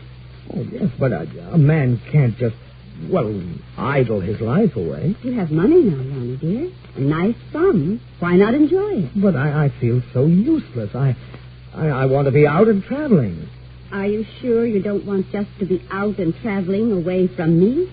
Rebecca. Why don't you answer my question, darling? Well, of course I don't want to be away from you. Ronnie. Yes, dear? You're a liar, darling. Rebecca. I knew from the beginning I couldn't hold you, but I thought it would be longer than 2 weeks. But, my dear... No, don't say anything. Let me finish. You're bored and restless with your small-town wife. You have money now, my money, but no place to spend it. And you never think of spending it on me. You haven't even bought me a wedding present. You kissed me as if I were the maid, and you snatched the kiss behind the kitchen door. You're charming, Ronnie, but you're a rotten liar. You don't love me, and I don't believe you ever loved me. Rebecca, of all the silly, hysterical, foolish things so to say... So silly and hysterical. You didn't say that 2 months ago. I said a lot of things then. You want to review them, dearest? No, I don't. But I think I will ask my lawyers to review that settlement. I thought I bought myself a loving husband, not a sneering waste. That's about all I'll take, Mrs. Farrell. This whole argument started when I said I wanted to get back to work. In order to get away from me. In order not to be lazy and wasteful. You can't make up your mind what you want, a lapdog or a husband. And until you do make up your mind, don't expect to find me around this house. Ronnie, where are you going? You haven't finished your breakfast. I'm going out. And don't expect me back for some time. Ronnie, come back. Come back. No, I won't. I won't scream. I won't. I'll get him back. I will. I will.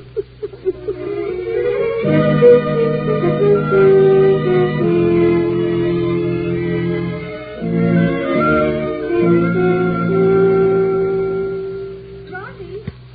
You want me, Audrey, dear? Almost ready to go. In a minute. Finishing my coffee.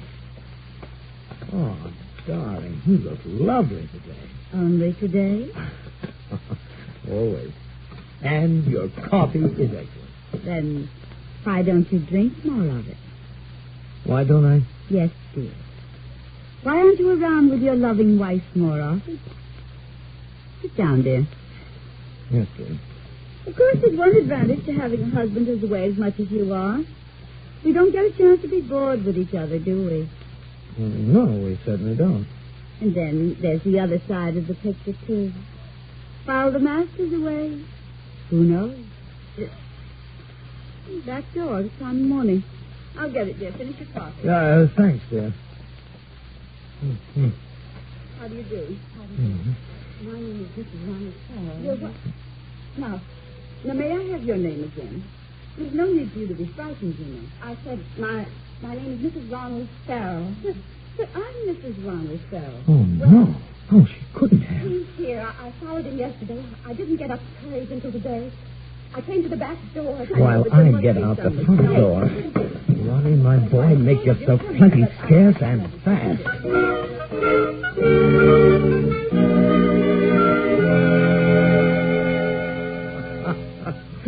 Oh, Nancy, hon.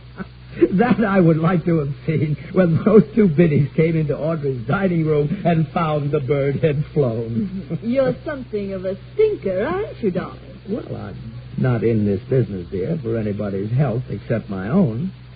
You know, darling, I think I'm beginning to like your wives from what you've told me about them and what I found in your confidential files. You like them? You read those files? Oh, Ronnie, please, you're not that naive. You didn't really think I stayed away from those letters, did you? No, I suppose I didn't, really. So, from what I know about Rebecca and Audrey, I rather like them. Rebecca's sweet in her way. No. And Audrey has a kind of whimsy overlaid on a sentimental wisdom. Well, what's all this leading up to, Nancy? But I think you're something of a louse, Ronnie, dear. Well, this we've known for a long time. And I don't trust you one little bit. So now that you're a bigamist, and I have letters from your wives to prove it, and I know where your wives are and can reach them any time. What are you driving at, Nancy? Money, darling, lots of money. Which you're going to get for Nancy by going back to Rebecca and Audrey, using your charm to get their forgiveness and their bankrolls. I can't. I won't. Bigamy's roughly 10 to 20 years in this state, darling. I looked it up. But you've always shared with me, Nancy. Yes, dear. And now I'll let you have a salary and a small cut of the profit. I'm running the show now, darling, so on your way, salesman. Let's see how you like to crawl for your life, Casanova.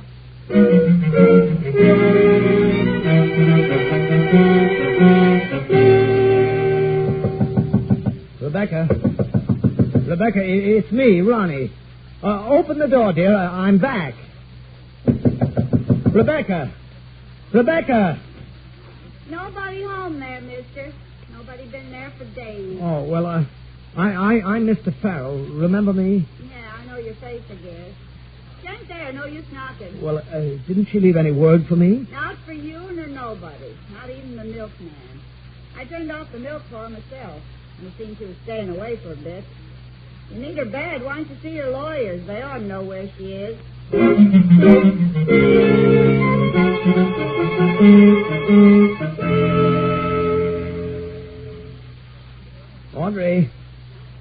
Audrey!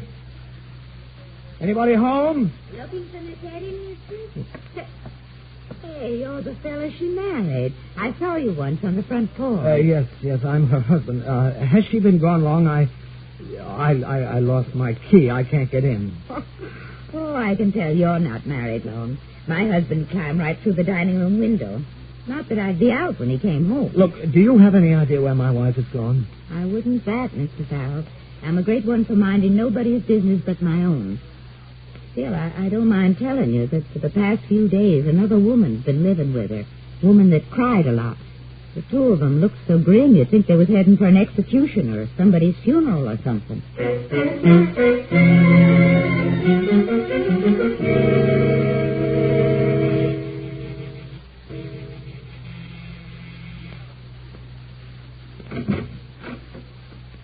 I told you, Ronnie, you don't get in. Not until you show me they've forgiven you. Greenback forgiveness. This is my apartment, Nancy. I want in. Oh, no, you don't. I'm holding the fort and the mail. Checks included. Cut it out, Nancy. I'm warning you. And when the checks stop, what the Sunday supplements will pay for this story. With letters attached. An active file of 500 gals. All contributors. I had no idea your territory was so wide until I checked the file. I'm coming in. Stop it, Ronnie. I'm shutting the door. I said I'm coming in. Yeah. In fact, I am in. So what? You're in. Okay. Now, Miss Nancy Wood, let's begin at the beginning. That was a long time ago. Was it? Seems like just yesterday. Sit down, Miss Wood. I'll stand. I said sit down. I won't.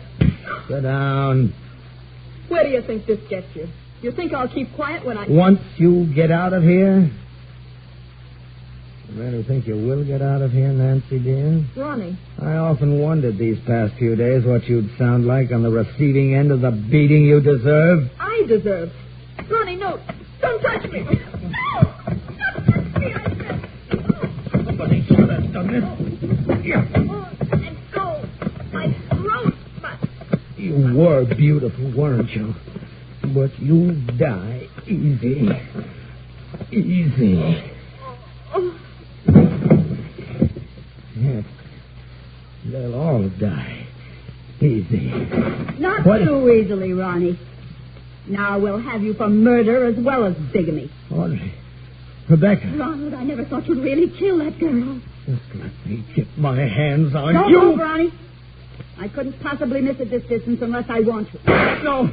No, don't shoot. Shoot, please don't shoot. Use the phone, will you, Rebecca? Like we planned. Call the police. Yes, of course I'll do it. No, let me go. I'll give you back. Our self-respect? You couldn't. The only way we could get that back is to take you in ourselves. But we didn't expect to take a killer. Sit down, Mr. Farrell. The Mrs. Farrells will keep you company for a while. Please? This is Miss Rebecca Andrews. Please come at once. I'm holding my husband for you. He's just committed murder as well as bigamy.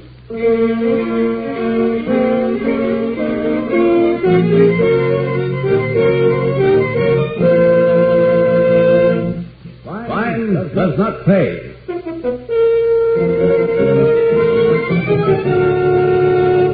Everett Sloan, who was starred as Ronnie Farrell in Beauty and the Beast, will be back with you in just a moment.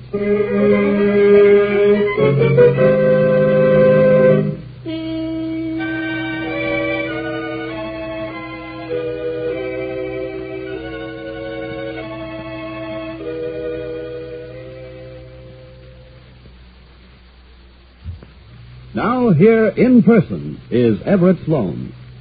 It's customary at the close of this program to point a moral.